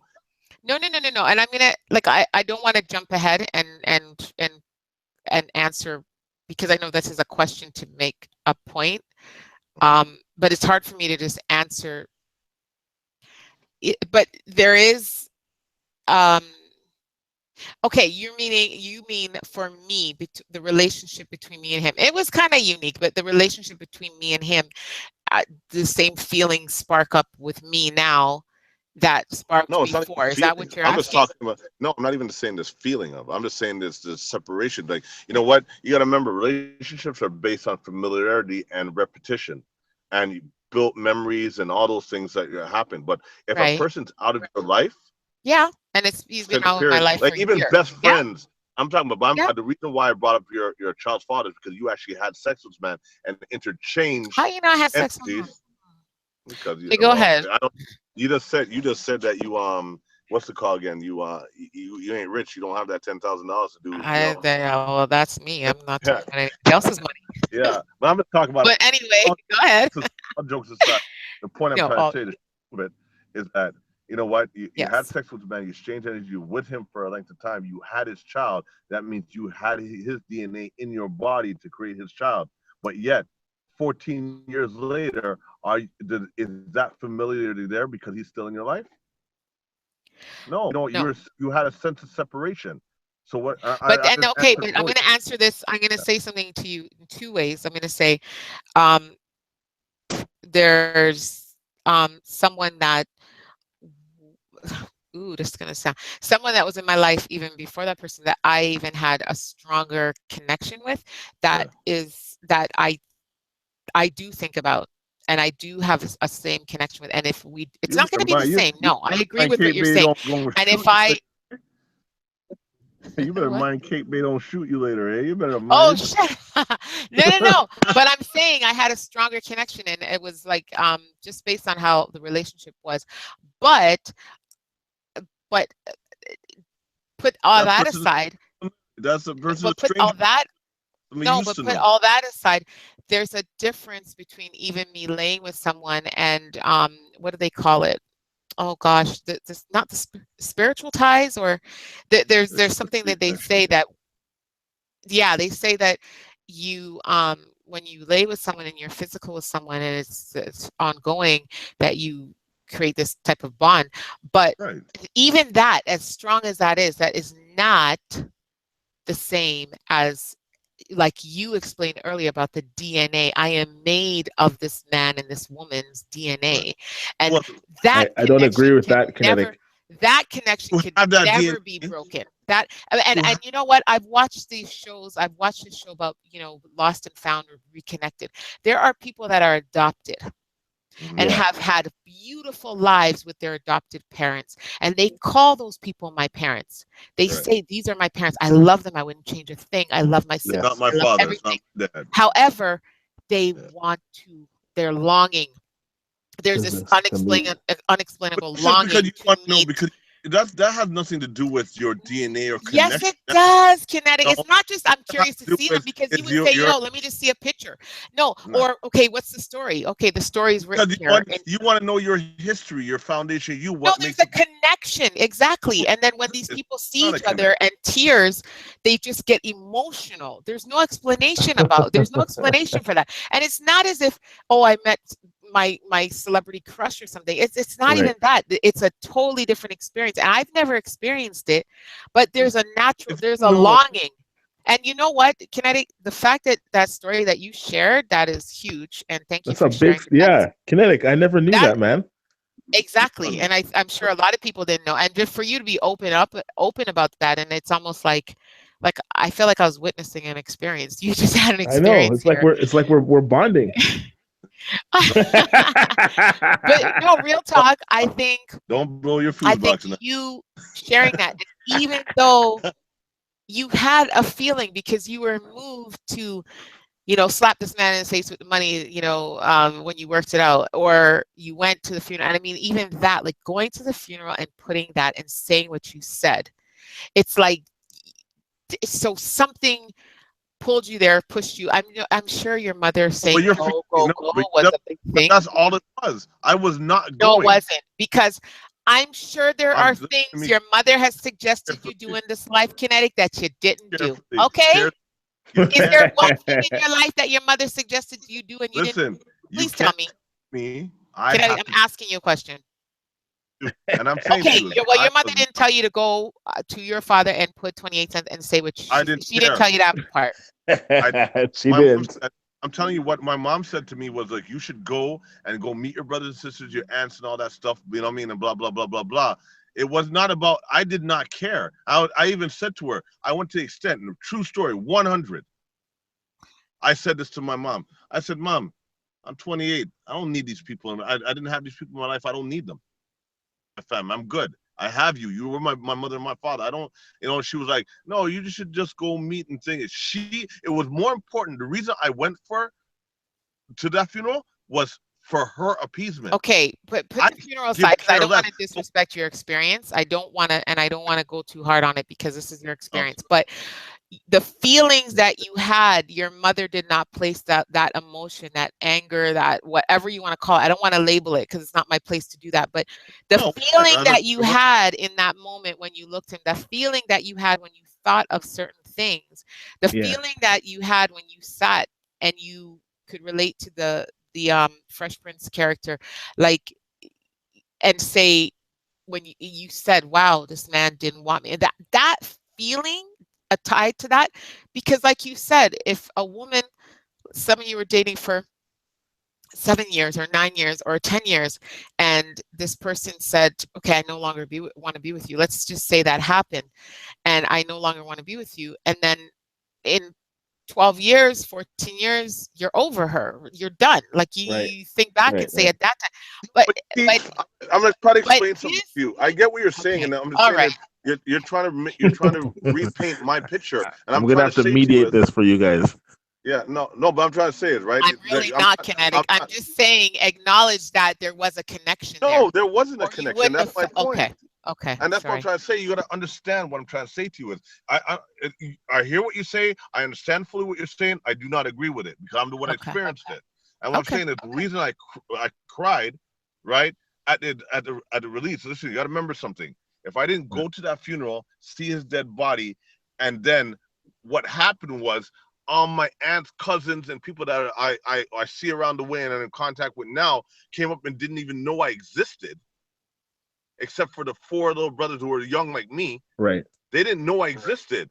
What happened was I was like, the reality, it wasn't the connection or the feeling, it was the reality. Yo, this man hid me. I stole my whole life, like that I could have had with my things. It was the reality that hit me, that, and it was a release on the reality that, yo, dude really didn't want me. Mm-hmm. Yo, my family didn't even know I existed. Yeah. And my brothers and sisters were too young to know that I was their brothers and sisters. So it was all the cousins and my aunts and all that when I walked in the door, and then his wife, everybody looked at me because apparently I look exactly like my dad. Well, I do, right? When I walked in the door, everybody was like, my aunt walked up to me and goes, "Who's that? Who are you? Who are you? Looking exactly like my brother." Right, she walked up to me and goes, "Who are you?" Right. And I said, my government. And then she was like, but who are you? Like, how do you know? How are you related? How are you connected to this? I said, well, apparently that's my father. I'm actually like, so she's right now, you have no idea. Like, I'm actually like. Hold on a second, you guys. What happened? Yeah. So what happened was that everybody, I started meeting all these people. It was overwhelming to meet these people that I've never met in my life, and realizing that, yo, dude honestly didn't want me. It wasn't the connection to him. It was more like, yo, the reality check that, yo, this dude, I was hidden from this family. Like, my family didn't know about me. And then, and that was the whole, yo, he really didn't want me. So it wasn't a connection. I don't want no connection to him. It was, you said the anger. Okay, go ahead. The anger came from the reality that, hey, okay, you know what? When I heard how he treated me much more, my mother missed us. Literally, he was cold to the point where, and I was like, you know what? My mom did such an amazing job. She backed me. I'm successful at 22. I made more money than most adults made by the time I was 22. And I sat there and went, yo, I didn't want nothing. I didn't want him to have to say that he gave my mom anything. So that's where the anger came from. It wasn't the connection to him. It was more the pride and the pride and the ego, the driven ego that, yo, I don't want this man to say he had nothing from me. And Kinetic, you can't, okay, I'm not going to speak about you, but if you heard someone speaking about any other person in the world like that, if you heard me speaking about a man that I haven't been with for my life, 20 years, like say a guy that I spoke to, but in 2017, I'm still talking about this man, and I'm still talking about, and I don't want this man to ever think he had anything to do with my build or my come up, or I'm still talking about this person that has nothing We're talking to about do with my life right now. It's a situation, not because that he meant anything to me.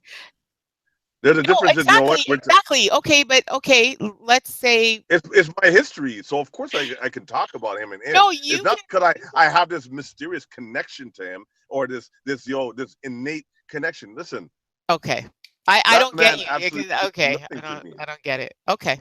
It's just my story.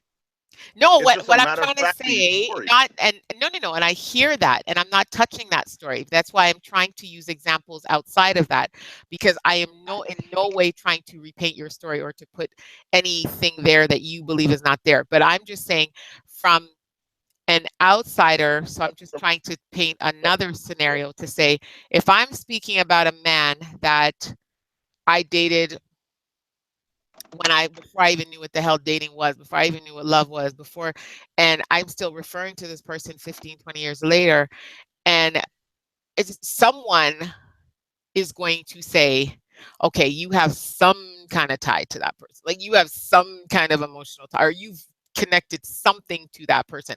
Like you're not just randomly I'm just saying, if you can if I can still speak about somebody from my past that I have no connection with, I have had no conversation with, no physical connection with in the last 5 years or 10 years, it's almost like, well, there's got to be some connection. And so I think to say that there's absolutely no connection, it doesn't make sense then. It's kind of like, well, then how can you still have any type of feelings? And I think, But I it's think, not about having a picture. To answer your question, it's not about having feelings. It's about reconnecting your story to that. It's like it's been detached, but because it relates, you know, you have a mental picture because you've lived your life. You can attach yourself to that story. But you know what?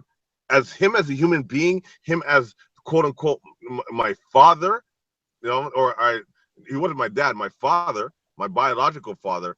Outside of that, I have no connection to him. I didn't care. I and would that's not go. understandable. If you Yeah. didn't, Like if you what have what like I'm trying to say is, daily, that's Yeah. understandable. That's totally understandable. I I get that. I I'm think just I what I'm think saying is if I did not go to that funeral, which was the intention, and I didn't care. The only reason I went was because my mom nagged me for 3 days straight about going because she knows once I make up my mind, I make up my mind. I'm not going. So I was like, screw him. I'm not going. I don't care. And she was like, no, you should go. And she goes, do it for me. If you're not going to do it for you, do it for me. I think you should go. I think you should and your mom go. was there too. Yeah, my mom was there. She went. And I went because she was like, I'm ready. Like, you know, pick me up. So I picked her up. We went to this funeral. And when I went there, it was like, you know what? I'm here for you. I ain't here for me. I literally went for my mom. The only reason I had those anger feelings and that realization, I would have never. And this is what I'm trying to show you. There was no connection. If I didn't go there and see that my quote unquote other life was stolen from me, right? And But I use that word stolen, right? Not because it was connected, but it was stolen from me. I did not know my aunts, I did not know my uncles, I did not know my cousins, I did not know any of it. And as I said, there was about 2,000 people there, and it was overwhelming because you're meeting all these people for the first time. They're all coming. Oh, I'm your aunt this, I'm your uncle that, I'm your thing that, and like, you know, oh my God, you look exactly like him, and all that stuff. It was that made me realize that, yo, dude didn't want me, and I didn't cry because he didn't want me.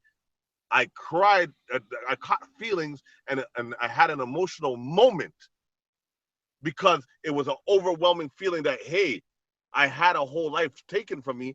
And, you know, I had aunts, uncles, and cousins, and I had brothers and sisters, you know what I mean, and stuff of that nature. A whole life was taken from me, you know, and it was feeling all this quote unquote, not, I wouldn't call it love, but, you know, all this acceptance. This dude didn't care to give that to me. But it wasn't about him. It was about the overwhelming, I mean, feeling of, yo, I had a whole family that I did not know. Him, he did not matter. He didn't, there was nothing about him. The reason I was angry was because it was like, I didn't want his, you know, his quote unquote money. I didn't want nothing from him. That was pride. That was ego. I'm not saying it was, you know what, I wasn't affected because, of course, you have to have some kind of effect, but I was not attached to this man to the point where it was like there was feeling in terms of, you know, like love or, you know, whatever it was, like, you know, like fond feelings. It was generated anger based on, yo, we didn't need you. I don't want you to be able to say that you gave me anything because you don't matter. He was indifferent to me. You get what I'm saying?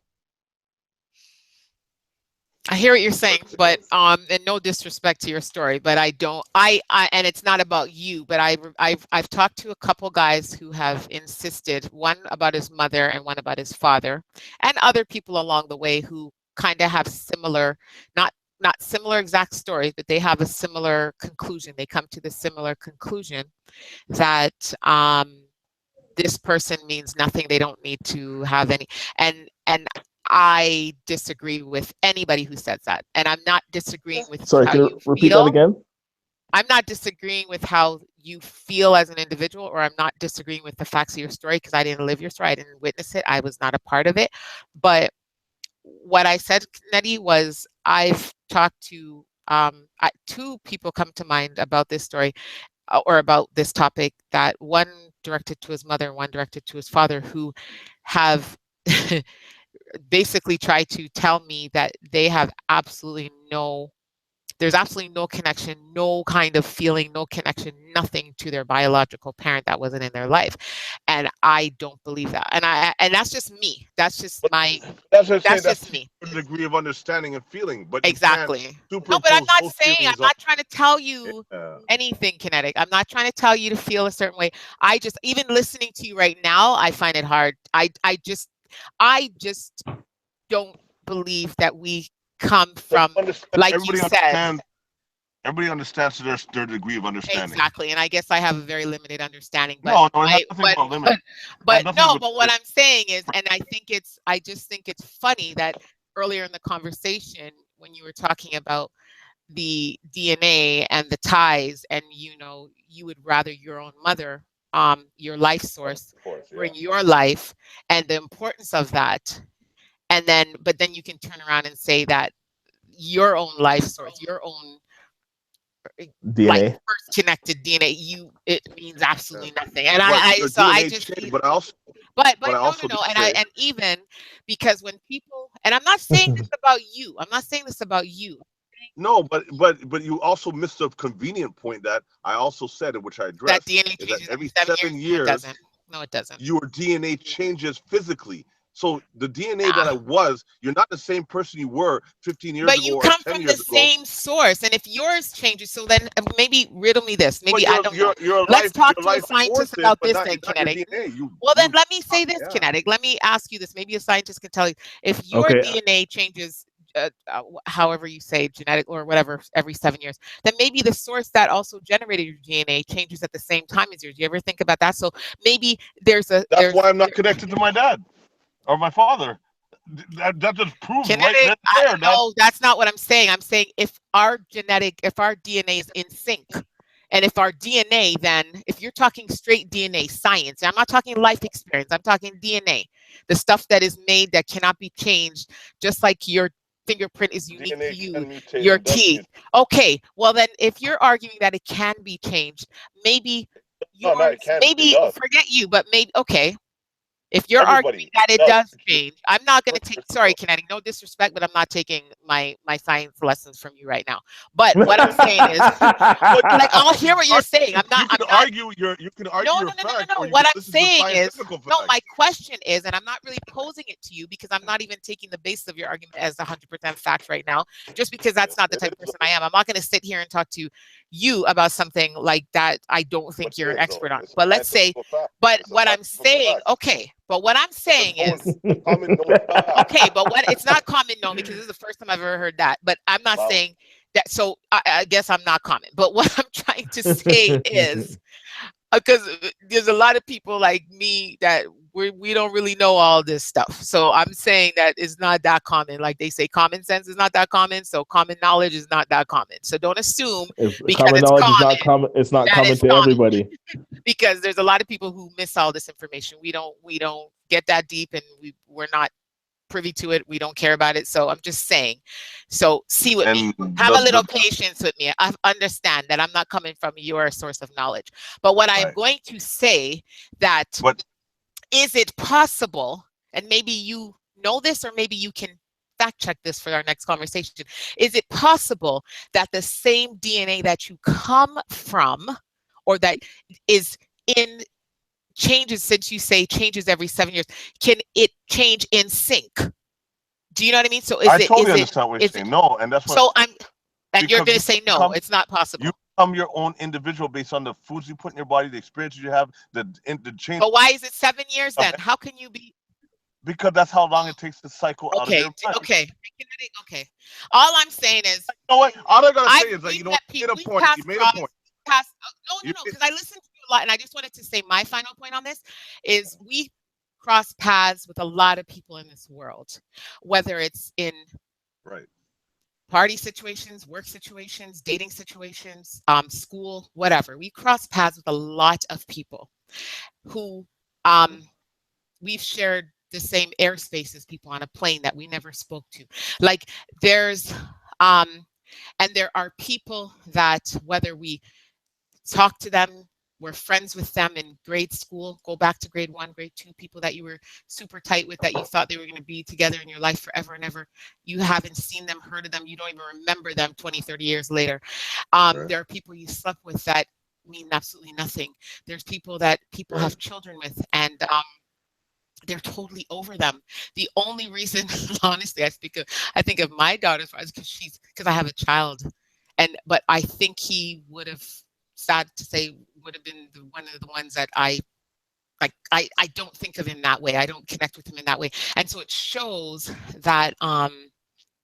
But my point is, and if I met an extension of them, their friends, let's say, or their family, any of these people who I was connected with any other way, and I met their friends, I came across them again, or I went to their funeral, let's say, and I met all their beautiful family and friends and their children, or their and their friends. Everybody was so great to me and welcomed me and showed me all this love.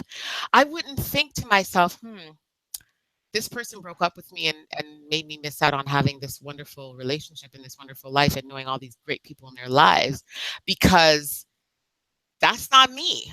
That wasn't my path. That wasn't my connection. However, I think if for my father, if that happened and my father was the past and I met all these people, then I would think that, yeah, something that should have been, it wasn't because of you. And I think that the only reason I would miss that and long for that connect, because there's that natural connection. So when someone But looks that's at the me, point. when someone looks at me and I look at that person, and that connection could not exist, because that room full of people would have been strangers. That would mean nothing if it had not been for the connection with that one person. So I think when I'm hearing it, you're sorry, and I'm not trying to be disrespectful, but it's almost like you're saying,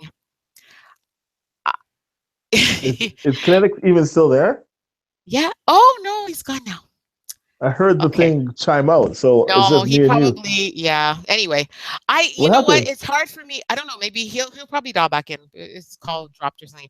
But the thing is, it's hard for me to, because I'm not trying to speak on his story specifically, because I respect No, the fact that it's his story. But like that's why I'm trying to broaden it and say I it's a find it very. I'll tell you hard, what and it is. I'm not saying I it's impossible. I just don't believe it. I'm not saying it no, just I because no. I don't believe something doesn't mean it's not possible. I just I, don't I believe. totally I totally understand your side, and to a degree I agree with your side as well, but I've never experienced what Kinetic went through, so I can't speak on behalf of him. So whatever he's saying is relating directly to him, and whatever you're saying is what you are believing in terms of knowledge Exactly. wise. Yeah, so I'm listening to both of you guys talk, and I'm like, how can I disagree with Either side. right? I can't I mean, disagree with Kersey. you don't have to agree with me at the same time, because what I'm saying, you could say, well, that means nothing, but it's just my observation as a Yes, person. but what I'm saying is, in terms of for Kinetic, because he's back now, Uh-huh. Kinetic went through a life experience with that. Like Yeah, same thing. and I wouldn't take It's it away. I'm not trying to tell him how he feels or how he doesn't feel, or how change his story or rearrange it, because this yeah, is not my place, uh, I but I can't. do, but I do understand the part of being connected, and possibly if the DNA is changing, possibly they change in sync with each other. And, Well, I and don't know about that. I'm just saying that was just a that was just you're a saying thought. I hypothetically, don't know. yeah, I because don't that know. sounds like that's like that sounds like it's possible too, if that's the case, if they're in sync with each other, and hypothetically speaking, right? I have But no. yeah, Mm-mm. but for example, I lost my mother 4 years ago, and then Yeah. people always ask me, oh, how's it feel and everything. And I try to tell them, but like I can't really tell somebody the No. whole situation until it's happened to them, and then we could relate afterwards if it's happened to them, but not And in even the. then, it's still going to be unique to everyone because how It's gonna be some unique to people, everybody. yeah, how some people I've seen, and I saw someone post on this about losing a parent, and um, to her, it's like, because remember in the top of the show, you said, well, it's been 4 years. Yeah, And 4 years. then this other person said, I think it's been double digits, but it still feels like yesterday. So, and I would never say, I would never be one of those people like, get over it, because Yeah, I, like how I don't know what it feels like. And I even can't. even Right. if I was to lose my mom before I go, like that still doesn't mean I'm gonna feel the same way or deal with it, have someone else do, Yeah. so because it's we're But all, me, yeah. I always look at those posts and I'm thinking to myself, double digits and stuff like that. It's a while afterwards, right? So even when people ask me, "Oh, it's okay to talk about it. Your mom passed away," and stuff like that. Yeah. Even after the second year of my mom passing, I've accepted it, and I'm okay to talk about it. I'm not one to say, and I know it's probably going to sound cold. I'm not one to hold on to something like, oh, it's been 20 years since my mom passed. It feels like yesterday. No, it doesn't feel like yesterday, because 20 years passed. You get what I mean? 20 years passed. If you had a child, your child is 20 now. You can't tell me that it feels like yesterday with the same situation, because, and I'm not gonna knock people on that, because, of course, death is a big thing, right? But at the same time, it's well, everybody's perspective of life and how things go is, people think of it as linear, but it's actually, up and down waves of things happening, death, life, and stuff happening, right? My point is that, to somebody who's is holding onto something like that, yes, I understand how they can say that it still feels like yesterday, even though 15 years has passed and stuff like that. But in my situation, I can't relate to it, even though we have the same situation where they've lost their mother, I've lost my mother, but I've had closure with it. I got to say goodbye to her and stuff like that. Yeah, and I think the details makes a difference, but The details make a difference. If and somebody who you lost their are and all that. who Yeah. you are, yeah. But But you it's see, the thing different is, right? if you lose a child, then that's a totally different story, Mm, Well, you know right? what? If you lose I'm a gonna child as say it's opposed to like to losing a some mother. people, I'm no, gonna it I'm gonna depends. say I'm gonna say I'm gonna say this, right? Is that 1 million people, same point of reference differently, because you are different. So just because I was there and I saw a car crash, I'm gonna see a different aspect or a different vantage point than you are, because we all see from a different angle and we all experience from a different angle. And and there's, even though it's the same point of reference, because we are who we are as individuals, we will see that point of reference different. There's no two people are going to say the same point of reference the same. Just because, you know what, her and my sister have a relationship with my mom means that connection's the same with my mom as mine would be. Mm-hmm. Be closer with your mom. So therefore, that 20-year span, because you know what, you're closer with your mom, may be totally different for your brother who wasn't as close to your mom, or your sister who might even been even closer to you. So 20 years to them might seem like yesterday. 20 years might feel like 20 years to another person, even though we all experience that same death or that same life or that same, whatever it may be. It's going to be different for you based on your individual self, the way you think, the inputs that have been put into you, your experiences, and your connection to that person, right? Right. It doesn't matter what your DNA is, or your connect. It's about your connection and the commonality and how frequent that connection is. You know what I mean? Because Yeah. there's a lot of people that they don't see their parents. They see their parents once every 3 months. Yeah. Parents every day and go out that way. So again, that's what I was getting to. I was saying that, you know what, it depends on your connection. Like your connection to that person will determine your connection or your DNA connection or the way you feel about a person. Just because a person was in your life, if they're not in your life every day, you're not going to feel the same as me with that person that was in my life every day. I'm telling you right now, when I'll be destroyed because she's all I've ever known, and we're very tight. Mhm. But my dad, I don't feel no connection to. When like going back to my story without rehatching, just to complete the point or the thought was simple. I've experienced the over. At no point did you ever hear me say that connected to my dad. I said the reason why I got angry is because I had inputs, my cousins, my aunts, my uncles, all of those people that I've never met before were strangers to me coming up and telling me, wow, who are you? It was there was about 2,000 people at that wedding. I mean, sorry, that funeral. And what happened was, as I said, none of his kids showed up, the one that he did. So I was getting all the attention because I was new to them. Mhm. These people coming up to you and you know, saying all this stuff to you and introducing yourself, where you couldn't, to the point where it just became a blur. I didn't even remember their names. I didn't remember whose faces were because there was so much of them. And at one point, I sat there and I said, you know, you stole this, like you really didn't want me, man. You stole a life from me. I wasn't with him. I was angry because of the overwhelming feeling that was opened up to. You know, as I said, there was different isolated points of reference of anger based on not on the connection to him, but the connection to my mom. It was more about my mom and what my mom did for me, and the fact we didn't need him. Why I got angry at it. It wasn't that I was connected to him or wanted him to be in my life, or you know, we have this mystical connection because and DNA and all that stuff. We're not the same. You know what? Your DNA changes every 7 years. Scientific fact. Whether you want to believe it or not, go research it. I don't have to. I know this. So you need to, you know, if you don't know that, then you need to figure that out for yourself. But at the end of the day, what it comes down to is that we change every 7 years. We change into our own individuals. Our DNA is passed on, and our kids become their own individuals. DNA, even though it's of the same. That's why if we're the same energy and same DNA and same everything, I would be, you know, B negative and you would I'm be A not negative. saying that we all have the same exact DNA. I never You'd be the once same even said DNA. that. I didn't say that.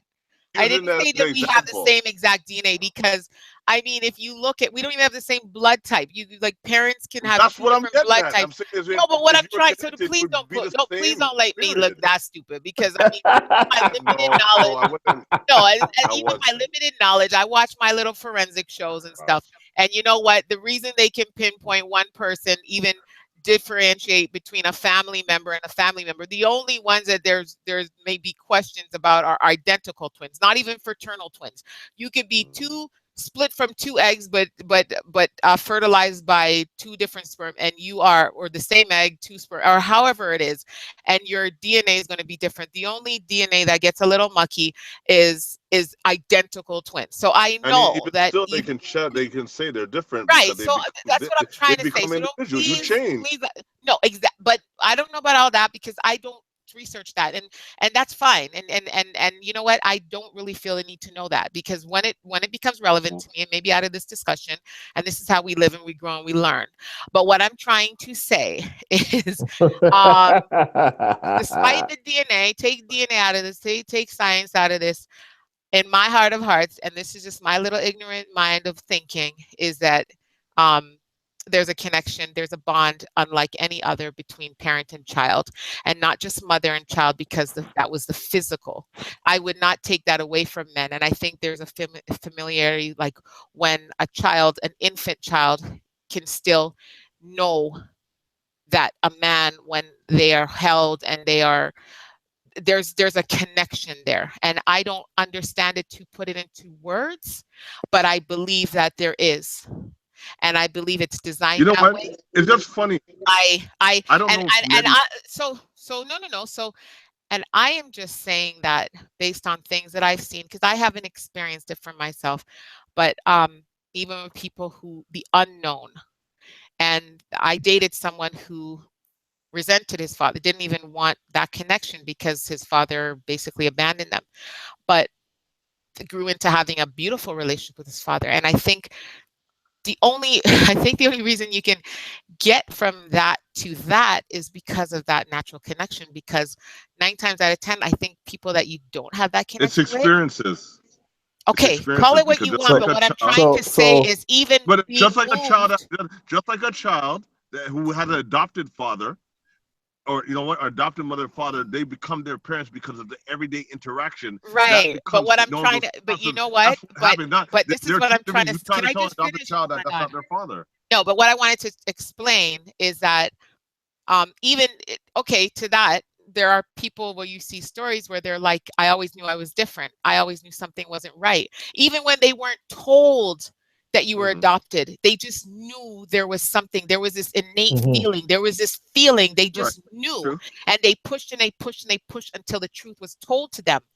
And it Uh-huh. wasn't about, oh, they have blonde hair, I have black hair, because then there was like someone in the family, they could say, unless you're straight, like, I don't know, your biological parents was like an Indian, an Asian person, and then boom, you're with 2 blonde white people. Then okay, it's easy to figure out. But I'm saying the ones that actually blend and kind of have a look like me and my siblings, we're not twins. Like we when you're told that we're siblings, you see it. If we said we're not siblings, you would believe it. Like we're not, like I see siblings that look real, look like friggin' triplets, but they're not. But what I'm saying is, so it's not even based on looks. There's something there, and these are people that don't know a story, haven't been told anything either way. And I mean, I don't want to get into my story, like my daughter's story, but like it's similar where there's not this longing and this need and this missing, all that stuff. And so I see it and I can't understand it, but at the same time, I've talked to people and I know that there's some type of connection, and whether or not it ever comes out, I think it's whether isolated. or not how it comes out, if it ever comes out, I think how people deal with that connection. Some people will never feel that connection because it's not triggered by anything, but I just feel there's a connection, and I just refuse, call it ignorance, whatever you want to call it. I just refuse to believe that we can come from people but anyway, I think we've killed that conversation. I get it. And like I said, thank you so much for sharing. And in no way am I trying to tell you you're wrong, how you're feeling, or I don't agree. I'm just saying that I feel, and I could be wrong, but I feel as if you're trying to tell me that I'm wrong for thinking that everybody has that. Like, and that's exactly what I'm saying. Not right, everybody has but that. you can't I'm tell me that walking I'm example of wrong. it. But just like Nettie just put it, I don't know if you were hearing us still, but I don't think you could tell me I'm wrong for believing what I believe. Like, I can't tell you. Like, this is just how I see things in the world. This is just how I believe. No, but here, from my but point based of on view. your statement, So I can't tell you. I'm not telling you about your feelings now, and I'm not telling but you. based on your statement, if you hear what I'm saying, based on your statement, you said that you're not. You know what? I can't tell you that you're wrong or right based on your feelings, right? And vice versa, right? But what I am saying is this: you believe that everybody's connected in a certain way based on DNA, and I'm saying is that No, it's not based on DNA. You brought up the whole DNA talk. I'm saying based on the fact that you came from this person. Whatever you want to call it, I don't know what you want to call it, but the fact that or you a were connection, created whatever from it is, this that we're person, because yes, whatever it is, have connection. no, And I'm saying, no, not vibe. And listen, what I'm trying to say is, I stand corrected, not DNA. I'm talking about that was my proven theory. I'm talking about, or not proven, my theory. But what it came down to is that I'm a walking example of the opposite of what you said. And everybody and the other 2 guys thought the same thing, and so I respect that you. But that's my point. But but I'm not. I'm not connected. Okay. Telling you I'm connected, you can't tell me otherwise. I said I to can you, I believe. was I'm not telling connected. you what you are or what you believe. I But no, know but what I sometimes, believe but in if I'm general. walking I example, believe in that shows general. you that you're wrong.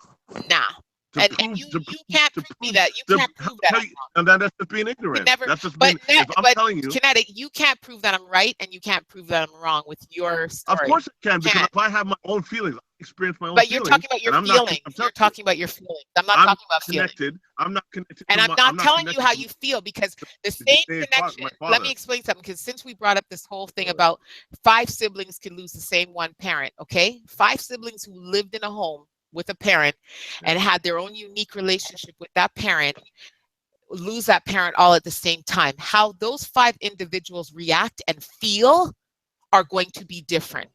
Possibly Right. they may feel the same, they may be different, and one doesn't just because one cries every day or one talks about it every day and the other one doesn't take away from the fact that in to me um that they all what so I'm not going to say, you know what, these 5 people are going to need counseling, these 5 people are going to be grieving, these or crying every day, these 5 people are going to need time off of work, these 5 people are going to I'm not going to say how they're going to feel and how they're going to react, but I will say 100% in my belief, call me wrong, that these 5 Exactly. people are going to Exactly. be somewhat affected by the passing of that person. Right. And as I'm But saying I'm is, not gonna. But in I'm the not same going breath, to say how and for how and in the long same and to what degree, because that I can't speak on. So when and you're I'm agreeing talking with you. about your I'm feelings agreeing about with. towards your father or your biological father, I cannot talk about your feelings towards it. But I'm just saying. And I'm not connected to him. At the same Okay. time, I'm telling you, unless you can jump into my spirit and actually feel, because that's what we're talking about, the connection. Unless you can jump into my spirit and become one with my aura or whatever you want to call it, I'm telling you, I'm saying this, you are wrong, because I know, because I am me. And I Connected to believe my you, and dad I that way. believe that you So believe you that, can't. and So so I that believe if you you because believe I that, then believe it that you shows you that believe you're that. wrong. So no, I believe that That you shows believe you that, you're and wrong. whatever you You believe said is you your said belief. you said And that we're all connected. You no but matter what you do, you're not but saying, but Kinetic, what I'm you saying believe is that I'm not but you agreeing believe. with you. I'm believing that you believe that, and that's your right to believe that. And so, but if I have a different belief, then just understand that that's my belief, and it call it whatever you But it want, doesn't make reduce it to it being right. stupid, and it really doesn't make a difference in your life. So it's nothing personal. I'm just saying I believe that you believe that because you you believe that. You choose to Experience it. believe that. I live it. That's right, but I know it. you've told yourself that. You believe it. Not what it comes down to is I don't feel, because that's what it comes Okay. down to is the feel. I don't Okay. feel that connection. You Okay. feel a connection. The reason it's called connection is because 2 things get together and No, experience each not other. necessarily. They And I'm feel. not talking about connection. I'm not, I don't even, that's why I'm saying I can't even put the right word, Oh, the term to it. The closest thing I can say is connection, but but I believe that you believe what you're saying. And so I respect that because you believe it and that's what you're saying. And you're speaking from your heart, your And soul, your place. And that's your he's experience. saying it my with feelings. conviction. And Yes. no, whether conviction or not, Yes. like, because people who speak with the most conviction sometime and the most feeling, it just actually that Wrong? no, it proves that there is something there in my silly experience. Because that's one thing is you're gonna see what you from your vantage point, you're gonna see whatever you want, but you gotta remember something. If you put somebody in a defensive mode, you're gonna see conviction and compassion and all these things because they're trying to prove their point. Saying that you're deliberately doing this, but you put me on a defensive mode to say, look, you're, even though I tell you no, I'm not, you're telling me yes, I am. No, I'm not saying that. But yes, No, but no. Kinetic. In No, fact, no, you no. What are. I'm saying You said is, you I am believe that. saying You that, but I'm believe not that, so saying that therefore I to respect you, it. But Kinetic. you don't believe But that. So I therefore, am, you don't I put it am. in But defensive. I'm No, saying, but don't take it in a personal Don't way. take it it's not a personal way. personal. It's Because not. I'm saying this is my belief in general over, and this applies to every single parent, child of every parent. It's not personal to your story. It's just, I believe this What you're before. hearing. Okay, Kinetic, let me explain to you.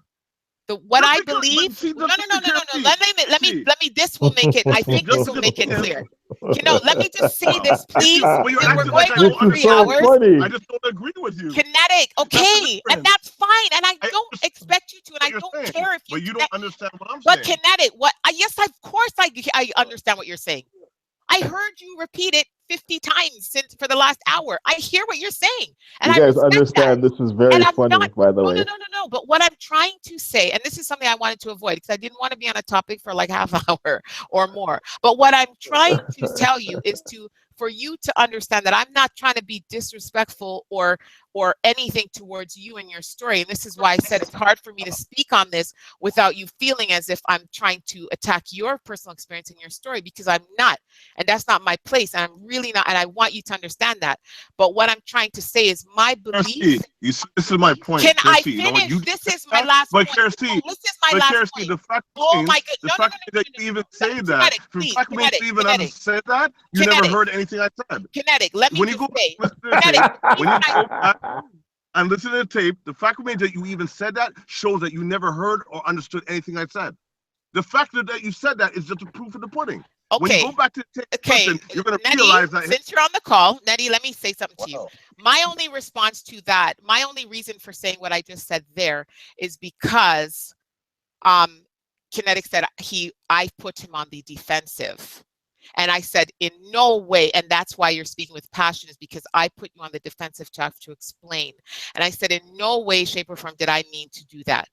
Okay, and there's no way. And then when you say I'm not understanding you, no, I do understand, but just because I don't agree with you doesn't mean I don't respect your point of view or I don't understand it.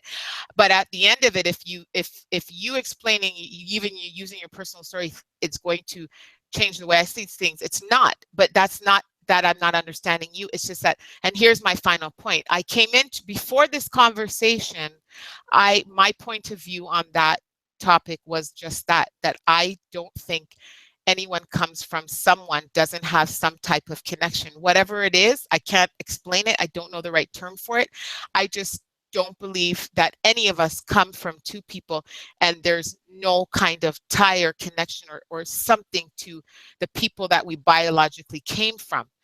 That opinion I had before this call started, before Kinetic's story, and it will remain after. So it's not personal to your story.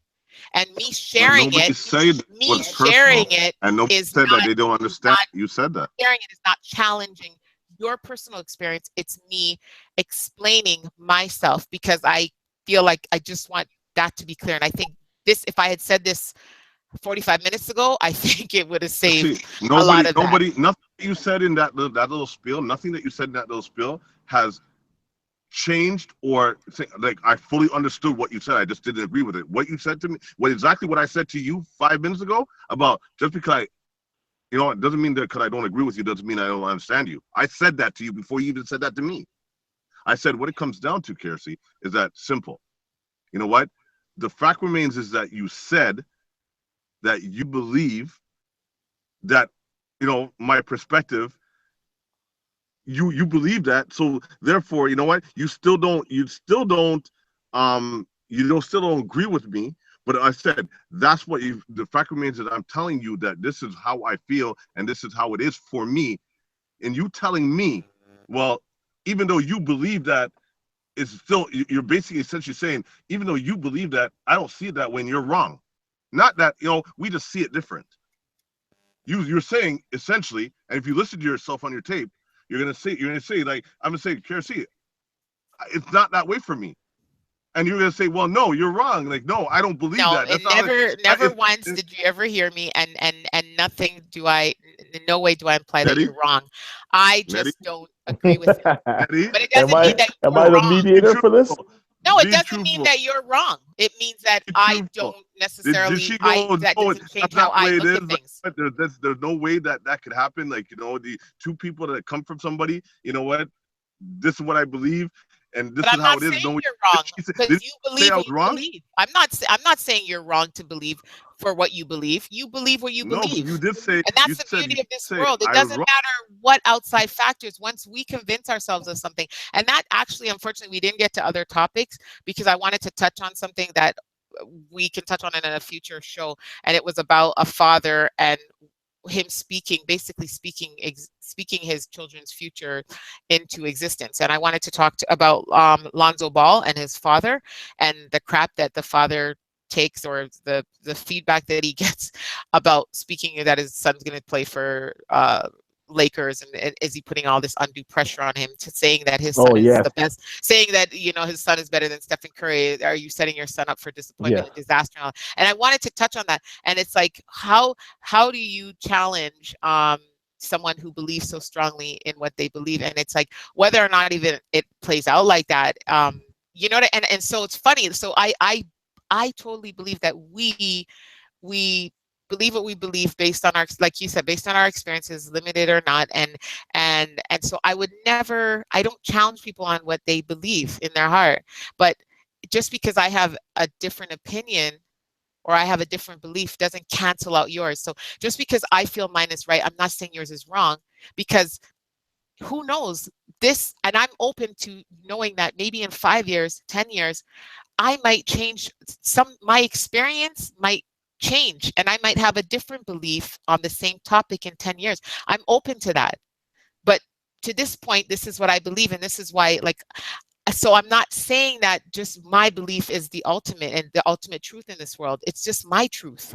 So I never take my belief to rule out someone else's. That's all I'm trying to say. So, because I think that's kind of disrespectful. I think, you know what I mean? I just think it's disrespectful, and I would never do it. And because mine isn't based on any scientific fact. I feel like, I mean, I could speak biological, use those words, but it's not, I don't have any papers in front of me that prove it scientifically or anything. So it's not based on anything more than just what I believe in, whatever I've learned along the way in this journey in life so far brings me to that. And that's it. That's all I'm trying to say. So I'm not saying you're wrong to believe, because you believe what you believe, and I'm not, and that applies to so many different topics that we talk about here on this show, Cake. So and this has been one of the longer shows, which people, I can't stand seeing that long, almost 3-hour mark. So I thank you to anybody and everybody who has listened to this whole entire show and will actually see the time of this podcast and push play. And push play. Because I probably wouldn't do it. But no, so I need final words from you guys before, because I don't want to just cut us off like that before we wrap. Kinetic? Yeah. Oh, I was waiting you to go. No, you guys have already been in the whole heat of the conversation. Oh, so Lord. there'd be no final thoughts from me that would ever even apply. I think what it comes down to is that, I really enjoyed the debate. Indians is always great. As you said, it helps us grow. Even if we, it seems like it's passionate or, whatever it may be, it's never personal. It's a debate. And you know what? It was a great debate. It's good to know other people's perspectives and other, and how things are seen. I guess that's how we grow. And you know what? It's just one of those things where, we can disagree agreeably or, whatever it may be, as long as we, as you said, or as Kerosene said, you know what? As long as you see it that way, it doesn't mean that you're wrong or right. And she's right in that fact. That's my takeaway, final thought. Eddie? It was just interesting to hear you guys, talk for the last 2.5 hours. Because I think I was only on it for half an hour, but yeah. What are you talking? What? We spoke. You probably only dropped out the last 45 minutes or whatever. But we didn't even get to talk about what I so want to hear your views on the whole dating world. But yeah, that's what I thought that we were going to be talking about. I know we were going to get around to that. I was going to leave. I have my Do you know I have my notes here prepared for the dating topic? Next week. I don't know about next week because we're supposed to have a guest next week, so we may not be doing it next week, but we'll be doing it because I was supposed to leave from Just a Baby app. I was gonna lead from the Just a Baby app over to the like into other apps for finding love, but then we got stuck on the baby stuff and the connections and all that good stuff, man. But yeah, so it should have, and so we will definitely do that in the future, and especially that post I posted, which got a lot of comments and but I would yeah, about the dating, that story, India, Ali, and is it Ali? Yeah, the young lady in California who met the guy on Instagram and had a disaster date. So I don't know. We'll definitely touch back on this because I think it's something that's still relevant and important to spread like dating Do's and don'ts. things to avoid and do's and don'ts and safety and all that good stuff and just experiences and maybe how you could like catch the red flags and everything. So we'll definitely revisit that. So Nettie, please be back for that. And I know you'll be back up on some future shows, but so thank you for taking the time tonight. Okay. To be a part of this one. And yeah, the podcast is available if you missed any of the show. And guess what, people? You can push fast forward and rewind at the podcast. So, oh my gosh. So if you're just tuning in now, podcast is usually up the next day. And yeah, at Stitcher, iTunes, TuneIn Radio, Google Play Music, YouTube, SoundCloud. Just listen, And just you listen can to catch it. Yeah, and you can catch all of the past episodes on vexradio.com. So when you hit the cake tab, all of the shows from last year and all the interviews from this year, February, I think we started, are available. And yeah, so thank you for listening. Please leave a comment and subscribe to the YouTube channel as well. So if you can tune in that way. And oh, Vex Radio. I always promise to give the information. Good Lord, and I still don't have it. But you know what? Go on to vexradio.com, the website, and then there you can see at the very top of the page, you will see the information on how to send your shout out or request a song. And you could do it by calling in, or you can leave a message. So that's the best way. So go check it out. And there's tons of information on the site, by the way. Updates, songs, and things like that. So check out the site, vexradio.com. Until next time, guys, next Tuesday. All right. Have a great night. Please. Listen to us on Okay. Saturdays. Yeah, you can listen to when you're cleaning your house on Oh, Saturdays. Set up the music, drop it on, and just listen to the podcast and laugh and cry and scream at the radio or the good Lord. podcast.